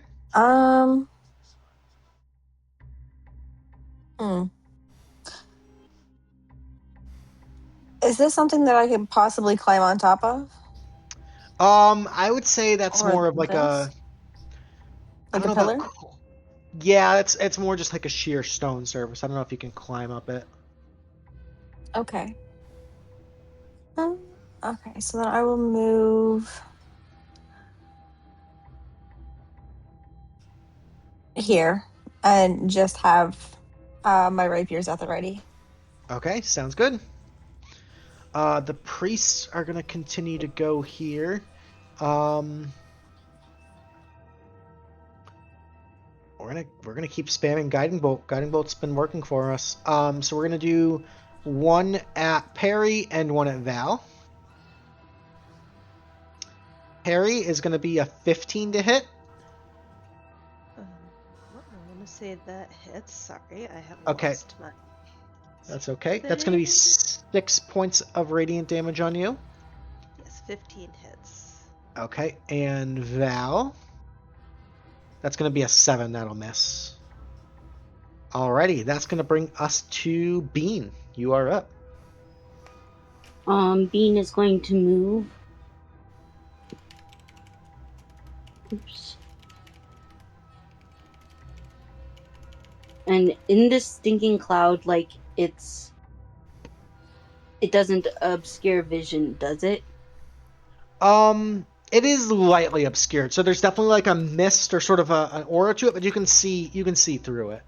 It's not going to affect any of your attacks or anything like that. Nope. Just how stuff's gonna taste for the next week. Yep.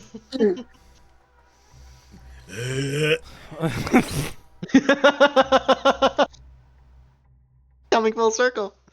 Looking at you, WeeWoo. The sound doesn't get me. We talked about that. Hold on, I'll turn the camera on. I got you. I'm going to cast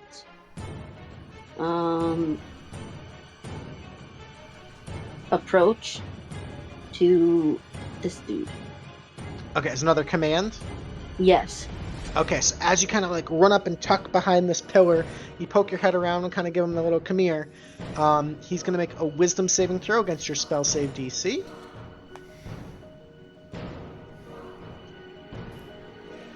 Has a natural 20, unfortunately, on the saving throw for a 23.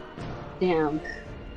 They are fairly set in stone in their defense of their Empress, unfortunately. It's a nice idea, though. It's a nice shot. And I think that's all Bean is going to do this round. Alrighty. That will bring us to Cynthia. Cynthia is going to charge right in, helping out Perry. And she's going to go with 2 swings with her Thunder Gauntlets. First one's going to hit for... Oh, they do have resistance to lightning, so that's going to be 4 points. And the second one's going to be... So 7 points of lightning damage on that guy. And that's going to bring us to Val. Okay, still got the rapier out. I'm just stabbing the guy in the head of me here. Alrighty, so you're going to be at disadvantage on the attack roll because you're poisoned. Okay. Let's see. First one is going to be 17 and a 16. So 16? 16 does hit. Is that on D&D Beyond? No, I switched over to dice. Okay. Do me a solid. I'll trust you on the 16. Can you just have those roll 20 for me? Absolutely. Yeah, I'll switch. Just appreciate it. So it's 16 hits. Go ahead and roll damage for me. Switch back. That's gonna be 11 points of piercing damage. Nice shot.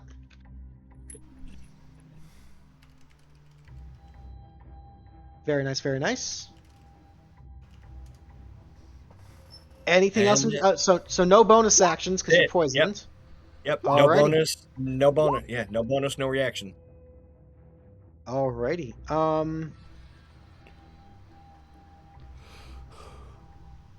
Okay. At the end of your turn, the poison does go away. So that's good. Alrighty. Alana continues to carve, and you can tell, like, she starts on the opposite side of Sumiko and is carving, like, it's a very symmetrical pattern of different glyphs and runes. And as she does so, like, they continue to kind of appear almost in real time as she's carving them out, kind of floating around this altar as well. She's got a certain number of runes to carve left before the ritual is complete. At this point, you're not sure how many left, but she's progressing each turn. That's going to bring us to Perry. Perry, at the start of your turn, I need you to make another Constitution saving throw against the poison. Alright, you are fine. Okay. I am going to risk the opportunity attacks. Okay. Because I feel like we really need to stop this lady. So I'm going to move. Okay. Alright, so that's going to be 2 opportunity attacks against you. Mm-hmm. First one is a 9, that's a miss. Second one's an 18, that's going to connect for 6 points of slashing. Actually, I'm sorry, the first one would have been at advantage because of the guiding bolt, so that would have been another 4 points. So 10 points total on you, Perry. Okay. Yeah, because the guiding bolts, those darn priests. Okay, I am going to... using my, as a bonus action, Planar Warrior. Okay. I am going to do a longbow attack on Alana. Okay, so where you're standing at the moment, you'd have disadvantage on the attack because the priest is within 5 feet of you. But if you wanted to move somewhere, like over here maybe, or... Yeah, there's not a lot of wiggle room in there. You can take the shot at disadvantage if you'd like, and you are inspired, so you could add that d6 to it. But right now you're going to have disadvantage just because this priest is kind of playing defense.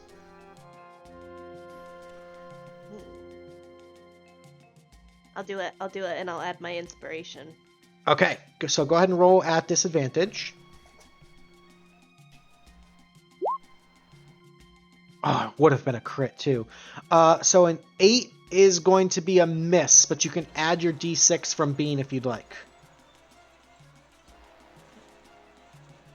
Well, and is there, do I get the hunter's mark and the 1d8? So that's on the damage. That's on the. So it's actually it is a 10 to roll. So a 10 is still a miss, but you can add 1d6 to the attack roll to see if you hit. Oh, it didn't go. Oh, it did. I clicked the Hunter's Mark thing because it was a. Okay, I'm gonna take the 5. So a 15. You see, as you line up and shoot again, Alana kind of sees and flashes up that shield spell again. There's like a magical barrier that intercepts the arrow, and you see it kind of quivering with that magical Fey Force energy, but it does not connect. Darn. Okay, that's my turn. Alrighty. That's going to bring us to Barnabas. I'm on my way, kids. I'm gonna try again. I cast Chill Touch on Alana, Okay. and it might actually hit. No! 13 is not going to make it.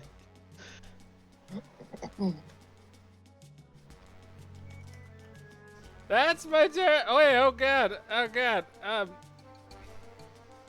Yeah, that's my turn. I guess I'm gonna die now. Closer to Alrighty. God every day.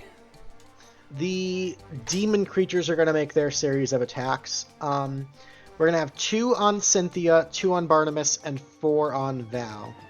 So on Cynthia, one of them gets through. Cynthia's going to take 5 points. On Barnabas, first attack is a 20 to hit for 3, Yeah? and a 6 is going to miss. Okay. So 3 points on Barnabas. And on Val, that's 4 attacks. 1 crit in there. The crit is going to be 9 points of slashing, and then the next highest is a 20. Does a 20 hit? No, sir. Alrighty, so just the crit is going to be 9 points of slashing on Val. And that's it for their turn. That's going to bring us to Belladonna. Okay.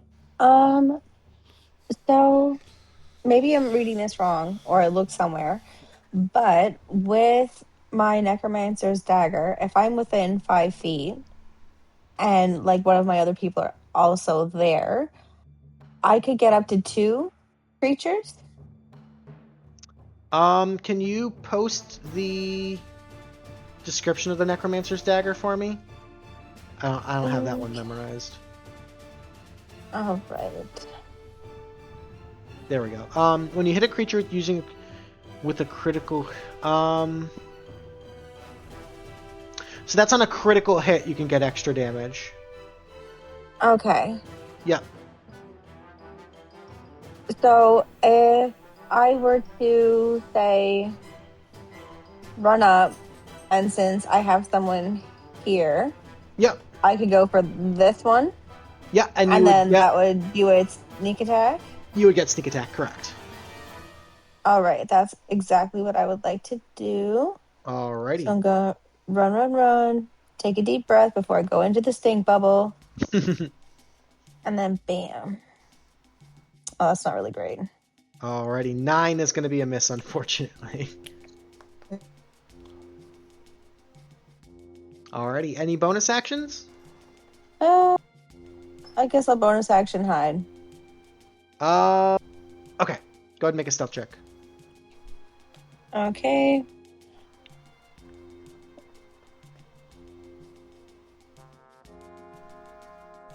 Alrighty. 12. It's kind of an open chamber. You're hiding the best you can. You feel pretty hidden. We'll see what happens. Okay. Alrighty. Okay. That's going to bring us to the priests. The priests, seeing Perry kind of breaking through the line of the demons, are going to cast a particularly mean spell. One of them is going to cast Spirit Guardians. And you see just these like green floating necrotic skulls begin to rotate around both of them. I will make that visible for all. Is it 15 feet? Yes, it is a 15-foot radius.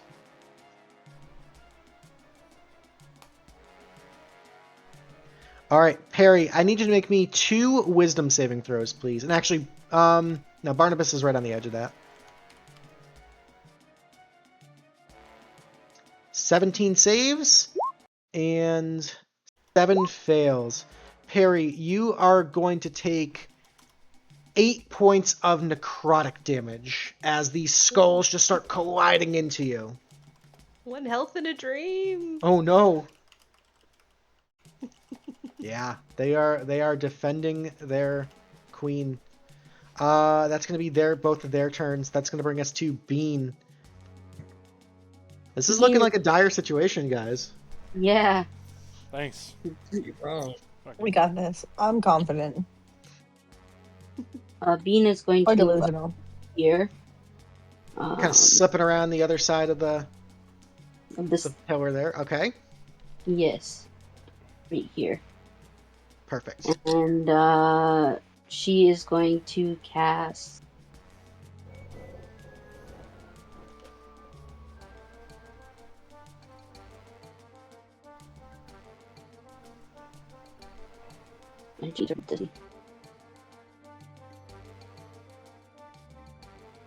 Healing word, Okay, and we are going to cast that on to. Well, who's feeling particularly low right now? Perry's am. got one. I've got 1 hit point.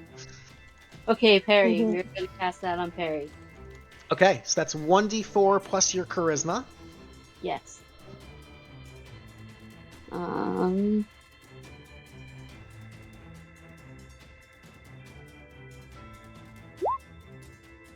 Alrighty, so that's going to be 4 health back to Perry. She's up to 5 now. Alrighty, Bean, that was your bonus action, so you still have an action too. With my action, I'm going to take a shot at her. Alrighty, go for it. We are going to use my. Natural 20, nice shot. You actually time it, so just as Perry's arrow kind of like hits and like rams into that shield, you almost Robin Hood it and drive that through, and it actually strikes Alana into the shoulder. You kind of hear her call out. You are going to interrupt the progression of the ritual for 1 round. Oh, good. Nicely done. Yay! Mhm. Alrighty. Nice shot. Alrighty. So that was your movement, bonus, and action. So solid turn for Bean right there. Yes. That's going to bring us to Cynthia. Cynthia's going to make a Constitution saving throw. She's fine. This poison gas ain't shit. She's going to make a couple of attacks here. And between the 2 attacks, she's going to take out this Dretch. So that one is dead. And I'm going to just start making a corpse pile down here. Clean up the battlefield a little bit. She's going to take a step up there. That'll be her turn. That's going to bring us to Val. Val, at the start of your turn, you're starting your turn in the poison gas. I need you to make a Constitution saving throw, please. Ready? Alrighty, again, got a nice mouthful of it last time. You've learned your lesson. You're keeping your mouth and your nostrils shut here. So you are not poisoned this time. You can take your full turn as normal. All right, full turn. All right. Oh, shoot, where are we? All right. So Tentacles is actually I'm gonna move him up in between the priests, Okay. and then swing at the one on the left. Alrighty. There.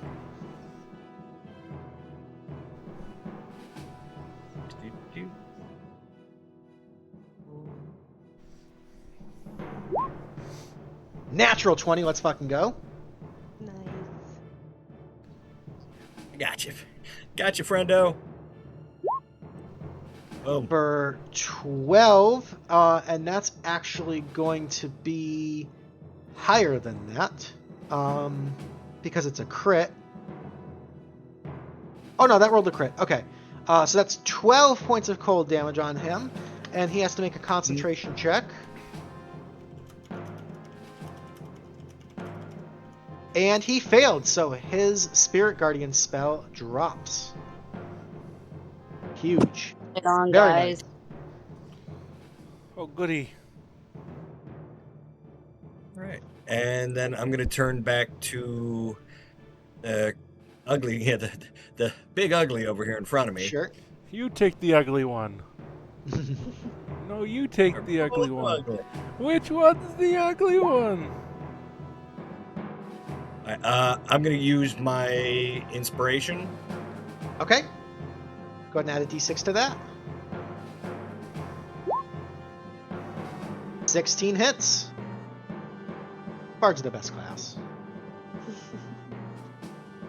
Oh shoot! Nope, wrong one. Wrong button. Hold on. No worries. There we go. Alrighty, and the sneak attack there, because you've got Belladonna there. 13 points, carves him up like a nice ham. Nice evil abyssal ham. Abyssal Well brand done. ham. Mm. I'm gonna go ahead and just take the. Oop. Yep. I'm gonna go ahead and just take the attack of opportunity and Okay. get up here next to the priest. Okay. As you do so, you're entering that Spirit Guardian spell, so I need you to make a Wisdom saving throw.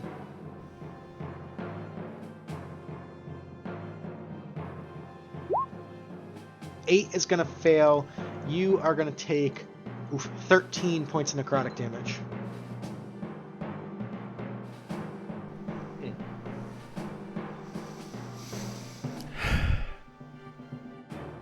Alrighty. Alrighty. Alana's ritual has been interrupted for the moment from Bean's crit, but you hear her speaking out in Abyssal again, and the few of you that can understand her goes, "No, my lord, do not worry. The Raven Queen's domain is slipping on this realm. It's going to be yours, I swear it." That's going to be her turn. That's going to bring us back to Perry. Perry, how much health are you at? 5. Okay, so unfortunately at the start of your turn, because you're in Spirit Guardians, even if you succeed on the Wisdom saving throw, you would take more than 5 damage. You're going to drop unconscious. No. Hey, Luke, is that the same for me? I also you only are have 5. right. You are right on the edge of it there. Oh, well, that's nice yeah, of you. Cool. Yeah, I would. At your level 1, I'm not going to do that to you. I mean, you could. I could, but I'm not going to. I would say you're right on the edge of it. You're kind of like in between the smoke cloud and the Spirit Guardians, and you're more leaning back towards the.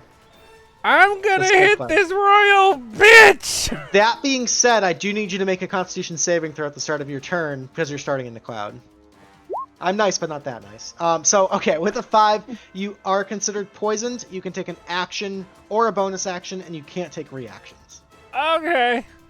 I'm gonna hit this royal bitch! Okay. A 16 does get through. Okay. For 4 Definitely got her attention. necrotic. Yep. And the after effects of Chill Touch, which I believe is, what, loses 10 feet of movement? No, she can't heal. Can't heal. Okay, that's that one. Yes. Yep. Not Ray of Frost. Got it. Alrighty. All set? Yeah, no, that's it. Okay, that's going to bring us to the ugly fuckers here. Unfortunately, Belladonna, the 12 is not quite high enough to hide from these creatures. This one's going to come and hunt you down. So we've got 2 attacks against Cynthia and 2 attacks against Belladonna. Both are going to miss Cynthia, and then Belladonna, that's going to be a 15 to hit, and 2 15s to hit. What's your armor class? 15. Okay, so both of them are going to hit. You're going to take a total of 11 points of damage between the 2 attacks. Okay. And then it is your turn. All right. Sorry, one moment.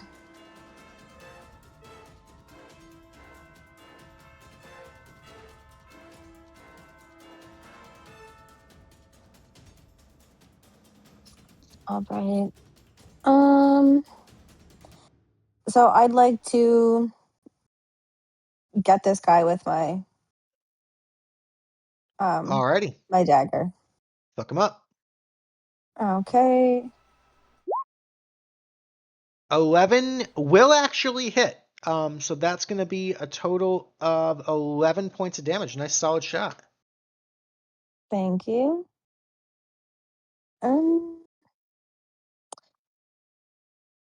Can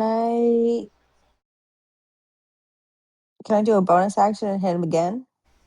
Do you have an offhand weapon in your other hand?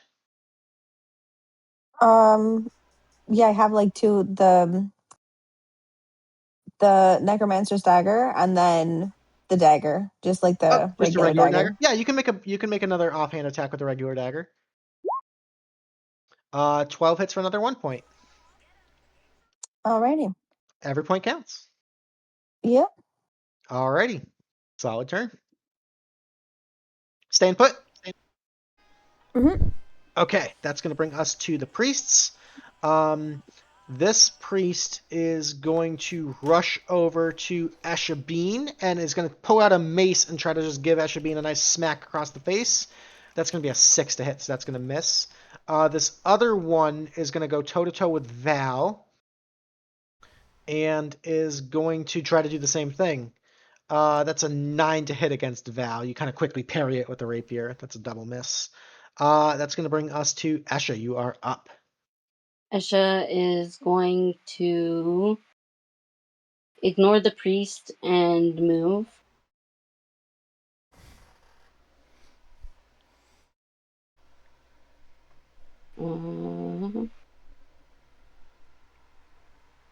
Right here. Okay, so he is going to take an opportunity attack against you. Yep. That's going to be a 5 to hit, so he just whiffs right over your head. Oof.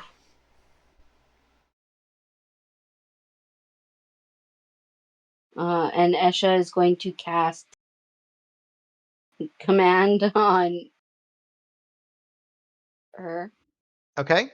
the Ice Queen, the Empress, Yep. and we are going to command halt. Okay.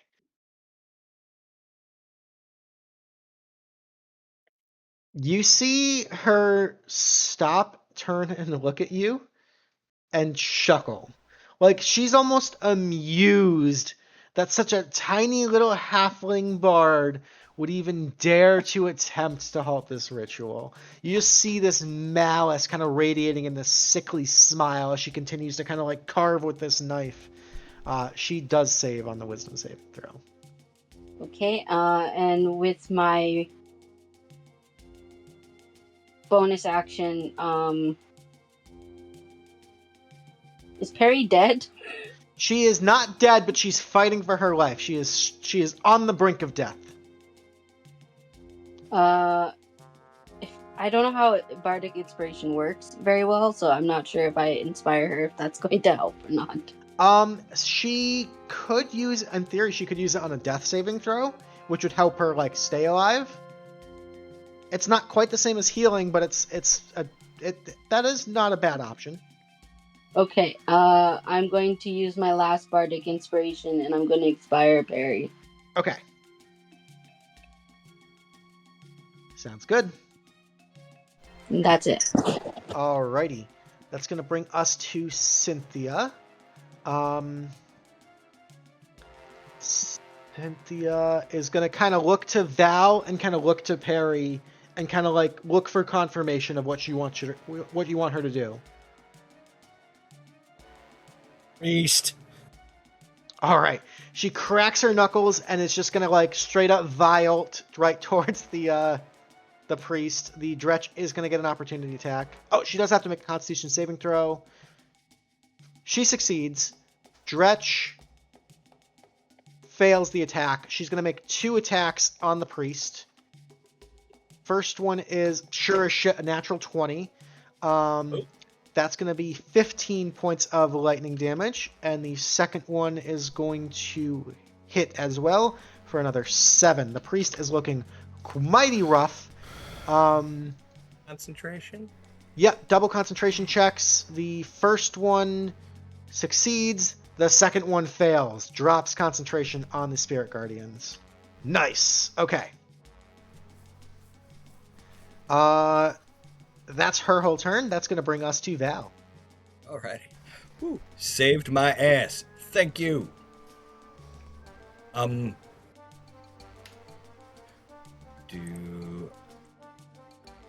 going to bonus action second wind. Okay.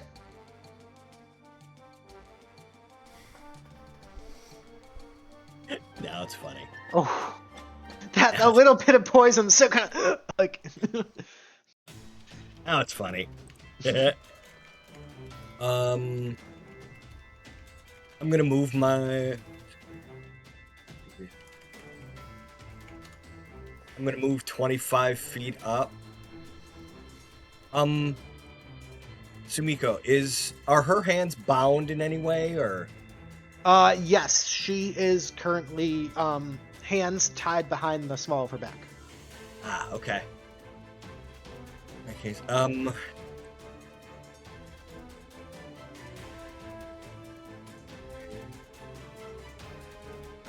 gonna switch back. Shoot, I don't have anything else for. You know what? Can I switch over to my short bow real quick? Absolutely. All right, I'm gonna short bow and take a shot at the Empress. Okay. Maybe. Oh, fine. 19 will get through. Come on, switch me over. There we go. Short bow. For 7 points of damage. I would say Sumiko's not necessarily threatening her right now. Just Oh because her yeah, hands no. are bound. Yeah, no. So 7 points. You see a splatter of blood come out from the arrow wound there. Nice shot. Anything else? You did take a bonus action. Yep, that was the bonus action. That is it for me. All right. You see Alana kind of reach over and grab her shoulder where the arrow wound comes, and you see her kind of grab like a bloody handprint and start to carve the rest of the runes. She's going to use her one-time use of Sign in Blood, and she is actually going to complete 2 modes of the ritual just to catch up pace. As she does so, she's kind of like grasping weakly. You can see the runes are glowing, her blood almost melding with Sumiko's blood in here. Perry, your suspicion is coming to fruition. You hear this horrible tearing sound as this massive portal rips open right behind Sumiko and the Empress.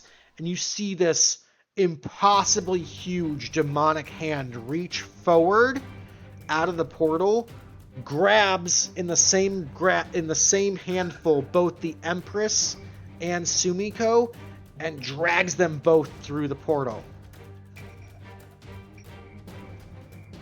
As this portal temporarily remains open, kind of spilling out from the abyss are a handful of other demons that are going to join the fray.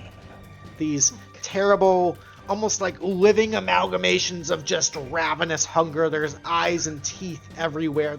It's like almost this weird blob of organic matter that just exists to devour. They are going to join the initiative as well. Anybody got a board wipe? Alrighty. Perry, you're currently unconscious. I need a death saving throw.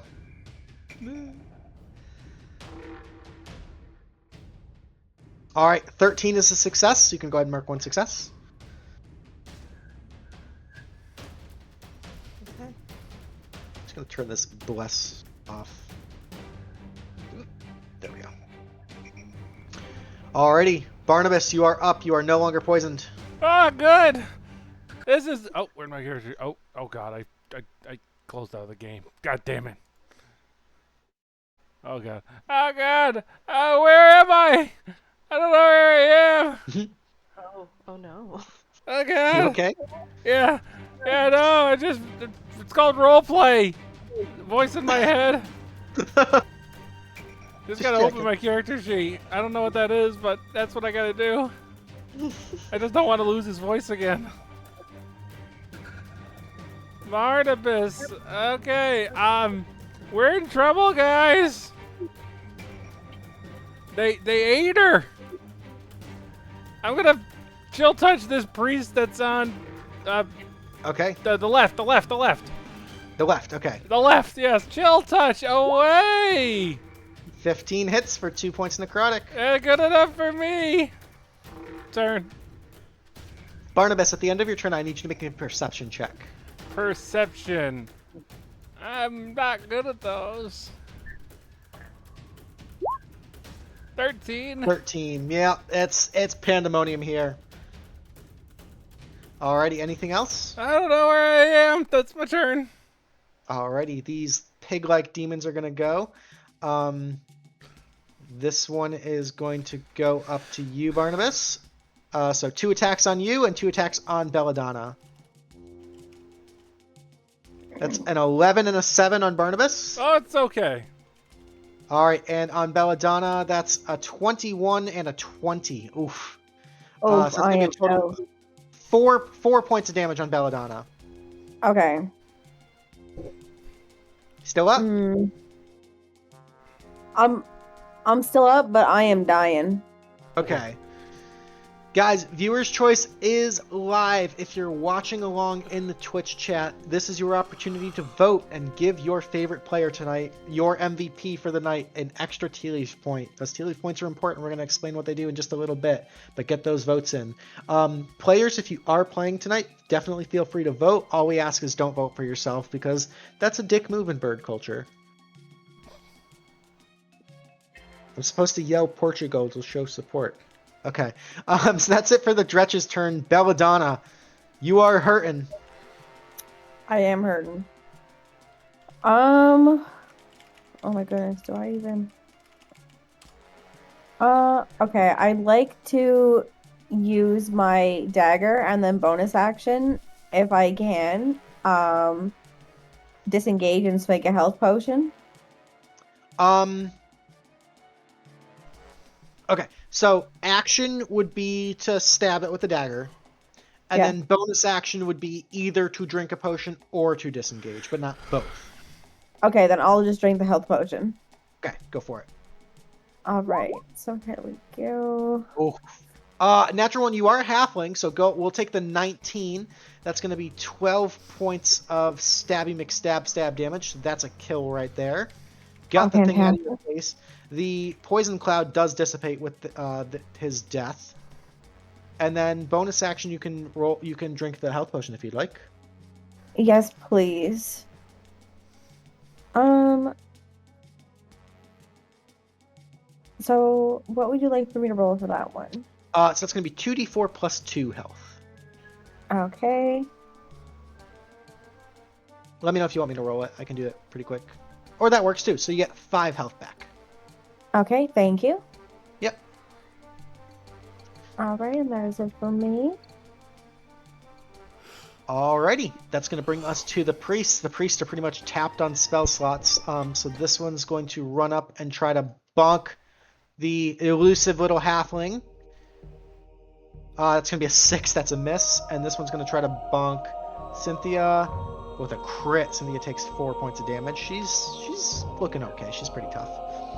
Esha Bean, you've got these horrible maw demons pouring out of the portal now.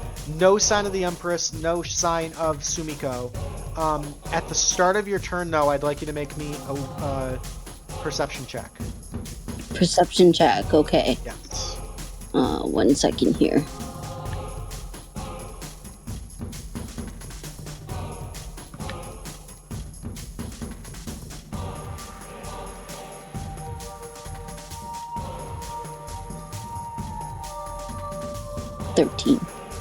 A 13. The panic kind of sets in. You don't notice anything else, but you can go ahead and take your full turn. Oh boy.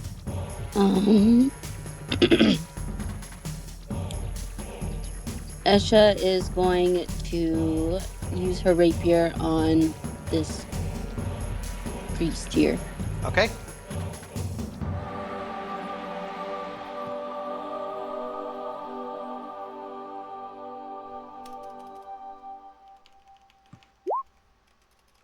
A 9 is going to miss, unfortunately.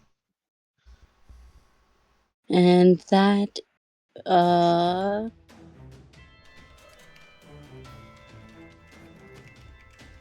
Can I bonus action hide? Or like use hide? Unfortunately, that's only a rogue thing. That's only a rogue thing? Yeah. Okay. Then I think that's everything. She's just Okay. gonna stay out and Sounds good. Let's see. Cynthia is going to try to finish off this priest. She's going to make 2 attacks. And, oh yeah, second one's just for double tap overkill. She gets the kill there. She's going to move over to Perry, and she starts to kind of pull things off of her belt. She's got this almost like this set of defibrillator paddles. Kind of, she starts charging them. That's going to be her whole turn. That's going to bring us to Val. Val, at the start of your turn, I need a perception check. Perception check. Coming right up. Nope, you didn't notice it either. I don't see shit. Yep. You got your whole turn, though. All right. These demons look hungry, and they are heading your way.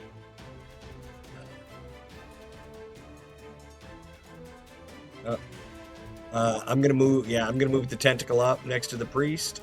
Okay. Have him see what he can do, and which apparently is not shit either. 10's gonna miss. Yep. God, yeah, those things are ugly looking. Alright.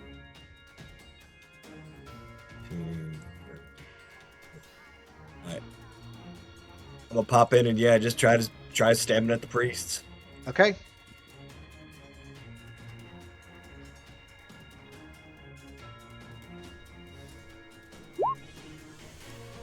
$13 is exactly what you needed. All right. And you do get sneak attack because you got Bean right there.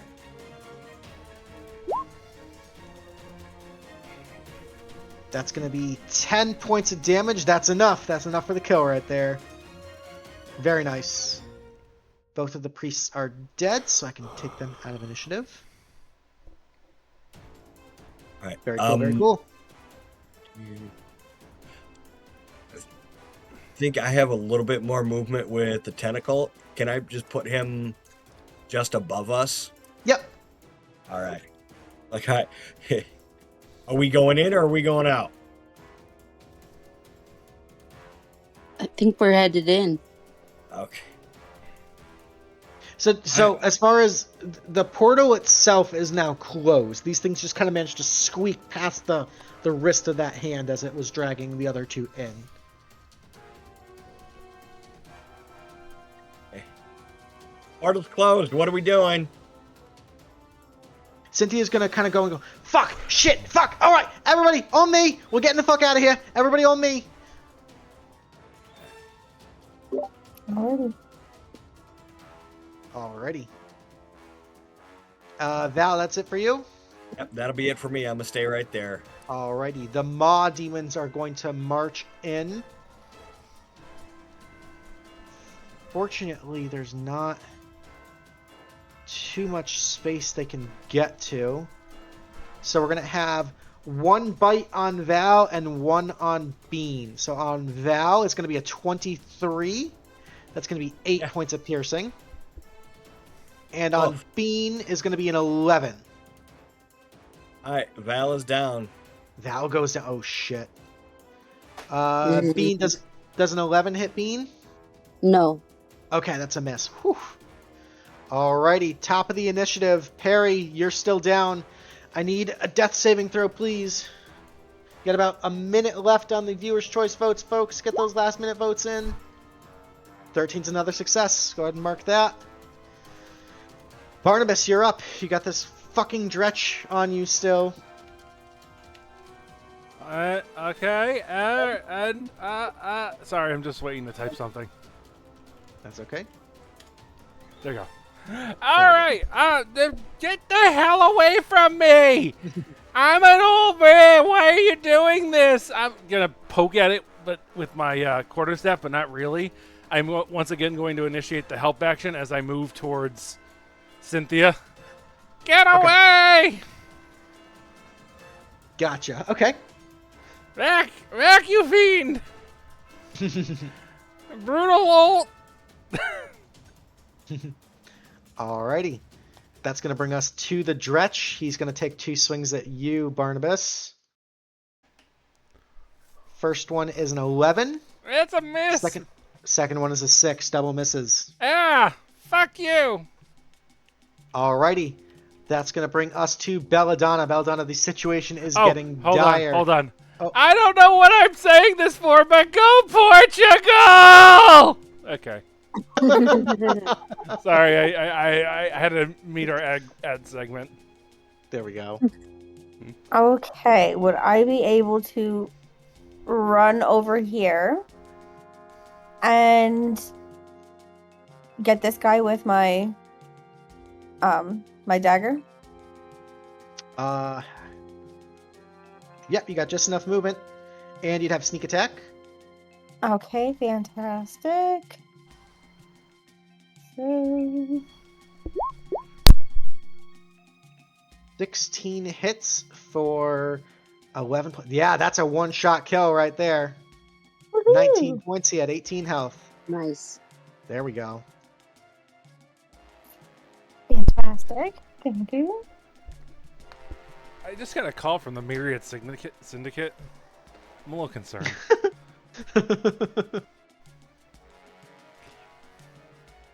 Anything else for Belladonna? I think, yeah, that's it. Okay. The priests are gone, so that brings us to Bean. Bean, you are surrounded by these horrible maw demons. You've got 2 friends down. This is a sketchy situation. Bean is going to cure wounds on Val. Okay.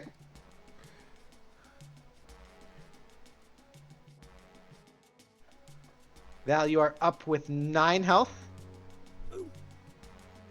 And then, Thank you. I think that's all Bean is going to do. Okay. Cynthia is going to take those defibrillator paddles and also cast a Cure Wounds, pressing them right into Perry.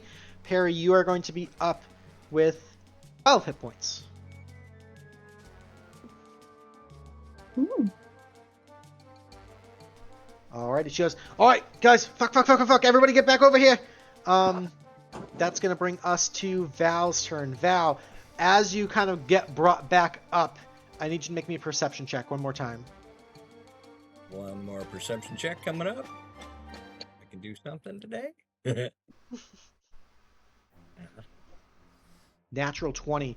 As you kind of get pulled up to your feet, skittering underneath one of these weird demon things. You noticed it, but it didn't click into your head until this very moment.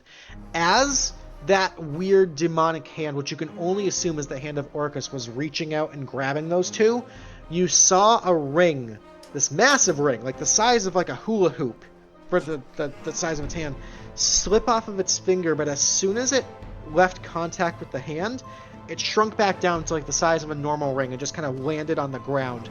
You quickly, no action required, quickly just reach over and grab that really quick, just reflexively, thinking it may be important. That's the magic item for tonight's mission. If you guys get out of here, you can go ahead and take the rest of your turn. All right, let's see here. Oh, let's do some crazy stuff. Will that work?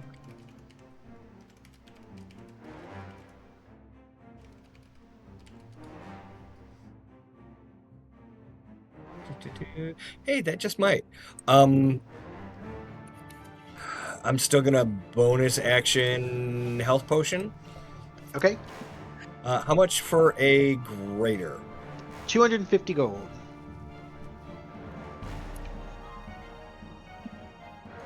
Alrighty, I'm gonna do that. Okay. 15 health back.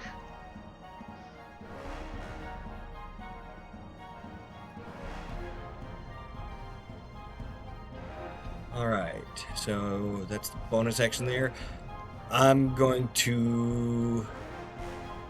I'm trying to think how she... I got stabbing the one in front of me. Okay.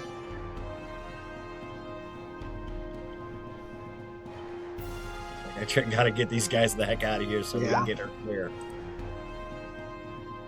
17 hits. And did you get sneak attack? Come on. Enjoy.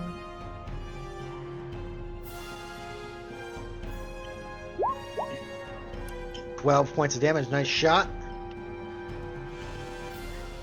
Okay. Right, yeah, that'll be it. Can I do a reaction to try to pull her behind me? Kind of get her away from that other demon? I would say that'd have to be like an action, not a reaction. Okay, cool. Yeah. I like the thought, though. I like the thought. Alrighty, however, that is going to bring us to the demon's turns. We're going to have 1 attack on Val, 1 attack on Bean, and 2 on Cynthia. Fuck, I So did it against again. Val is a 12 to hit. That's a miss. Against Bean is a 6 to hit. That's a miss. A 17 on Cynthia hits for 13, and an 18 hits for 14. Cynthia's going to take 27 points of damage. She is looking pretty rough here. You see Cynthia is currently fiddling and trying to activate, like ignoring the demons, trying to activate this small getaway cube here. She's like, "Get the fuck over here now!" That's going to bring us to Perry. Perry, you are in position, but you can still try to fight these things off if you'd like.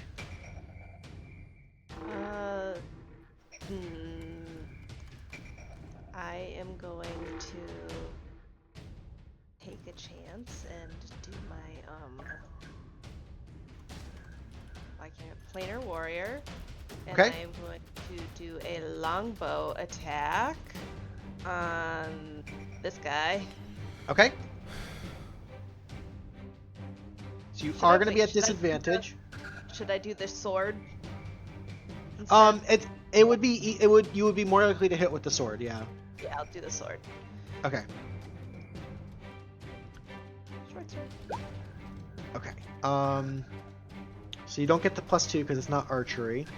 But 13 will hit, so you get the 8 points, and then roll me another d8. So you get 13 points of damage on that guy. Nice shot.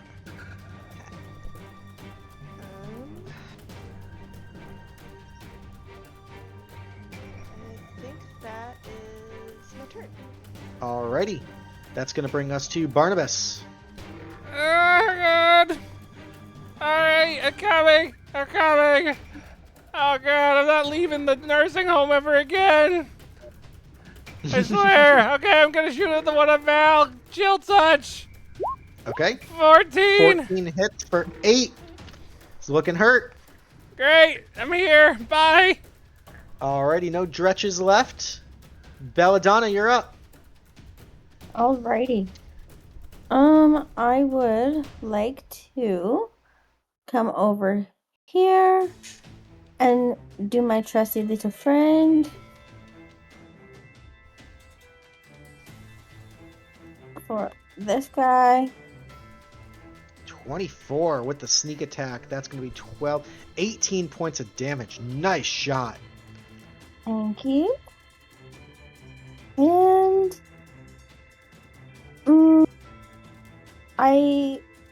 can I go here? Where are you trying to go, sorry? Here. Yep, that's fine. Okay, perfect. And that is it for me. Alrighty. Esha Bean, you are up. You see Cynthia's got this box like primed and ready to go. It is cackling with magic energy. That is your one-way Lady, ticket use out your of here. box already. Eshabeen is going to make a movement towards them. Okay. Would you like to disengage, or do you want to Yes. provoke? Okay. Disengage. Disengaging, getting in position. Perfect. Yeah. Okay. Then that is all. Alrighty. Cynthia is going to hold the box up and hold her action to wait for Val to get into position to activate it. And then Val, it is your turn. Yep, I am disengaging and popping right here. Alrighty. As soon as you do so, she slams the box into the ground. There's this weird, like, static, electrical kind of zappy sensation. You all feel your head flip up and over your stomach, and that weird lurching roller coaster feeling, but you are pulled through this magical device and end up safely, calmly back at the Tealeaf Adventuring Company. The sudden change of intensity and environment is almost staggering as you are bloodied, bruised, adrenaline still flowing through your veins, but you've made it back in the Tealeaf, safely back to Kadoria. Cynthia kind of goes, "Is everyone all right? Anyone need healing?" And she's got her defibrillator pads ready. I'm gonna take a nap right here. What the fuck happened? Did you all see that weird hand? I don't even know how to. Hand came through. What do we know? What was that? By the Something gods, from it a was something portal from another unholy. dimension. Demons! It dropped this. Do you mind if I take a look at that? Here. Cast it into the fire! No fucking way. Wrong wizard. Listen, This is for you, but just a fair warning. I wouldn't touch this thing with a 10-foot pole. She kind of sets it down on the table. Dibs!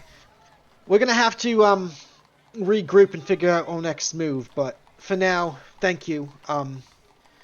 Let's all get a night's sleep, shall we? Mm-hmm. And with that, that is a successful completion of tonight's mission. Excellent job, you guys. Yay! Let's talk rewards. Alrighty. For the successful completion of your mission, you are all going to gain 1 Tealeaf point. So go ahead and mark that on your character sheets. Tealeaf points are really important. They are our in-game currency. You can spend them on all sorts of things. You can re-roll dice, you can play more often, or you can spend them to bid them on magic items. We had viewers' choice tonight. Our Twitch chat voted for Esha Bean. Congratulations. So, Oh, thank you. Esha, you are going to go ahead and get a bonus Tealeaf point, so you now have 2. Perfect. And DM's choice for tonight. Welcome to the fam. DM says, I gotta give it to Val because you did awesome, and I also know that that's gonna unlock your backstory mission. So maybe a little bit biased, but I'm gonna give it to Val. Yeah, baby.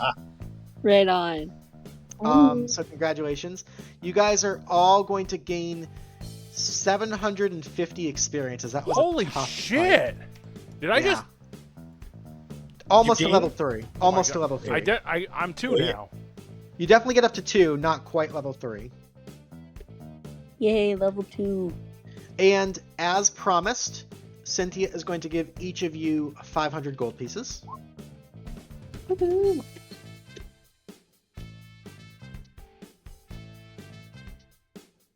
Alrighty. Now comes the fun part. This is going to get wild, especially with some level 1 characters in the party.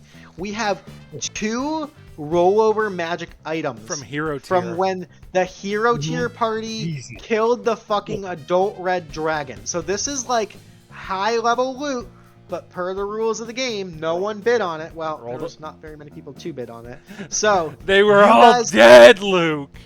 you guys get the chance to bid on some really fucking strong shit here. So, we have 2 rollover items here. The first is this Dragon's Wrath rifle. So it is a magical firearm. It's a +2 weapon that deals an additional 2d6 fire damage. Whenever you crit with a 20 with the weapon, each creature within your choice of 5 feet takes 5 fire damage. And then it has a once per day cone dragon breath attack for 8d6 fire damage with the dex saving throw. Ooh. It's a pretty sexy rifle there. The other rollover magic item is the Red Scale Brooch. This also requires attunement.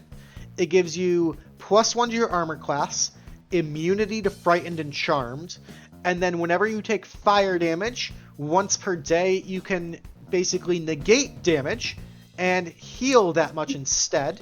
And you also gain a flying speed and fucking dragon wings. Super badass. So, per the rules, we're gonna roll for the rollover magic items first, but do know that there is an unrevealed. The ring is tonight's magic item as well. So there's 3 items total to bid on. So you are going to use your Tealeaf points in a blind, like DKP style bid. We're gonna go 1 item at a time. So let's start with the rifle. If you're interested in the rifle, what you're gonna do is you're gonna whisper me the number of Tealeaf points that you have that you'd like to bid. So it's going to be that command in the Roll20 chat. So it's /W space GM and then whatever number you'd like to bid. You obviously do not have to bid if you're not interested in the magic item. The person who bids the highest amount of Tealeaf points is going to keep that item and subtract that many Tealeaf points. You can also bid for items to sell them for gold if you want gold instead of items. There's lots of different options here. Everybody clear on the rules for that? Mm-hmm. Okay. Let's start with the Dragon's Wrath rifle. We're going to open up bidding for the rifle. If you are interested in the Dragon's Wrath rifle, please get your bids going now. How do we do the whisper again? /W /W space, and then space GM. and then space whatever number you need to bid.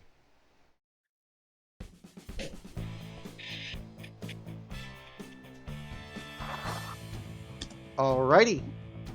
Bids going once for the Dragon's Wrath rifle.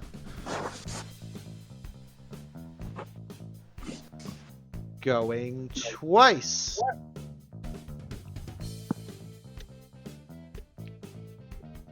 Going thrice. Alrighty, sold. Someone really wanted this rifle for 6 Tealeaf points. That's going to go to Periwinkle Poppings. Nice. Really? Wow. Ranger with a gun. I like it, Yeah. actually. That's fun. Congratulations. That's a sexy magic item. Yep.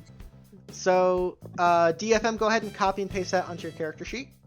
And I am going to go ahead and make that there. And we'll keep the handout. Very nice, very nice. Alrighty. Clean slate, deep breath. We're now going to open bidding for the Red Scale Brooch.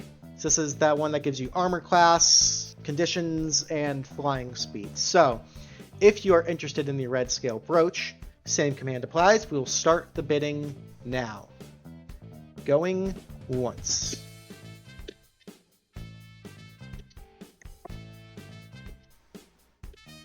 Going twice.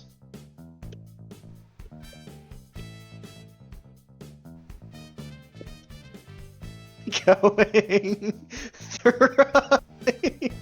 God damn it. We taught Tig how to whisper. This was a mistake. Going thrice. Sold for those 2 Tealeaf points that you just got. The Red Scale Brooch is going to go to Bean. Perfect. Congratulations. That is a really nice item for a brand new character. That's a great pickup there. Very nice. Alrighty, friends. I was hesitant to put this next item into the game. This is a but I love think- letter, though.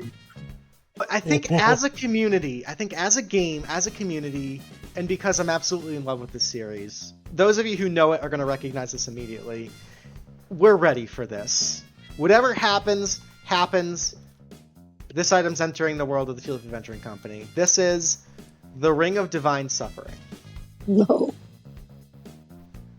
It is a legendary artifact, and it does require attunement.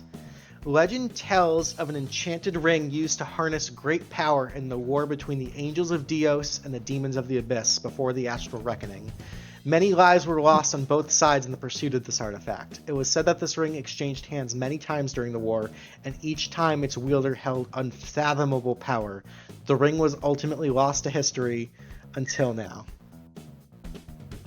As part of the attunement process to this ring, one ability score of your choosing decreases by 2.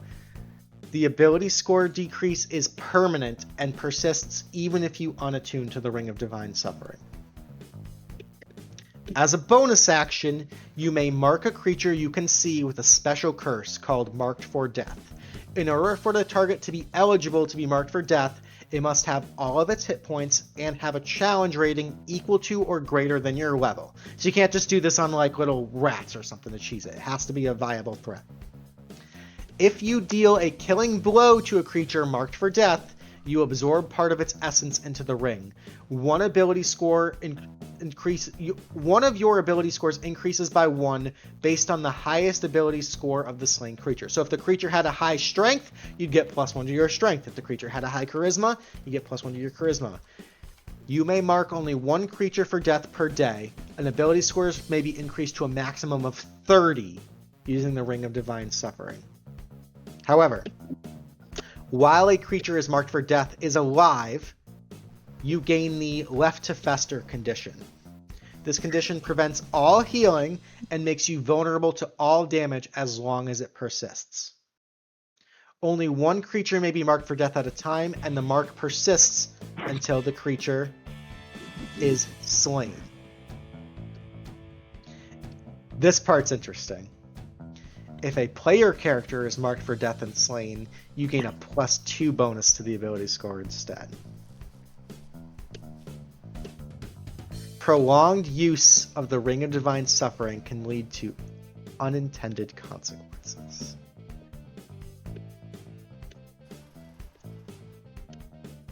This is an extremely high risk, high reward item. Use it at your own peril. That is all I'm going to say. We're going to open up the bids starting now.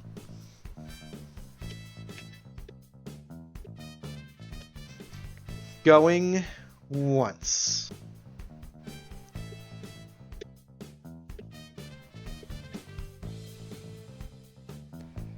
Going twice.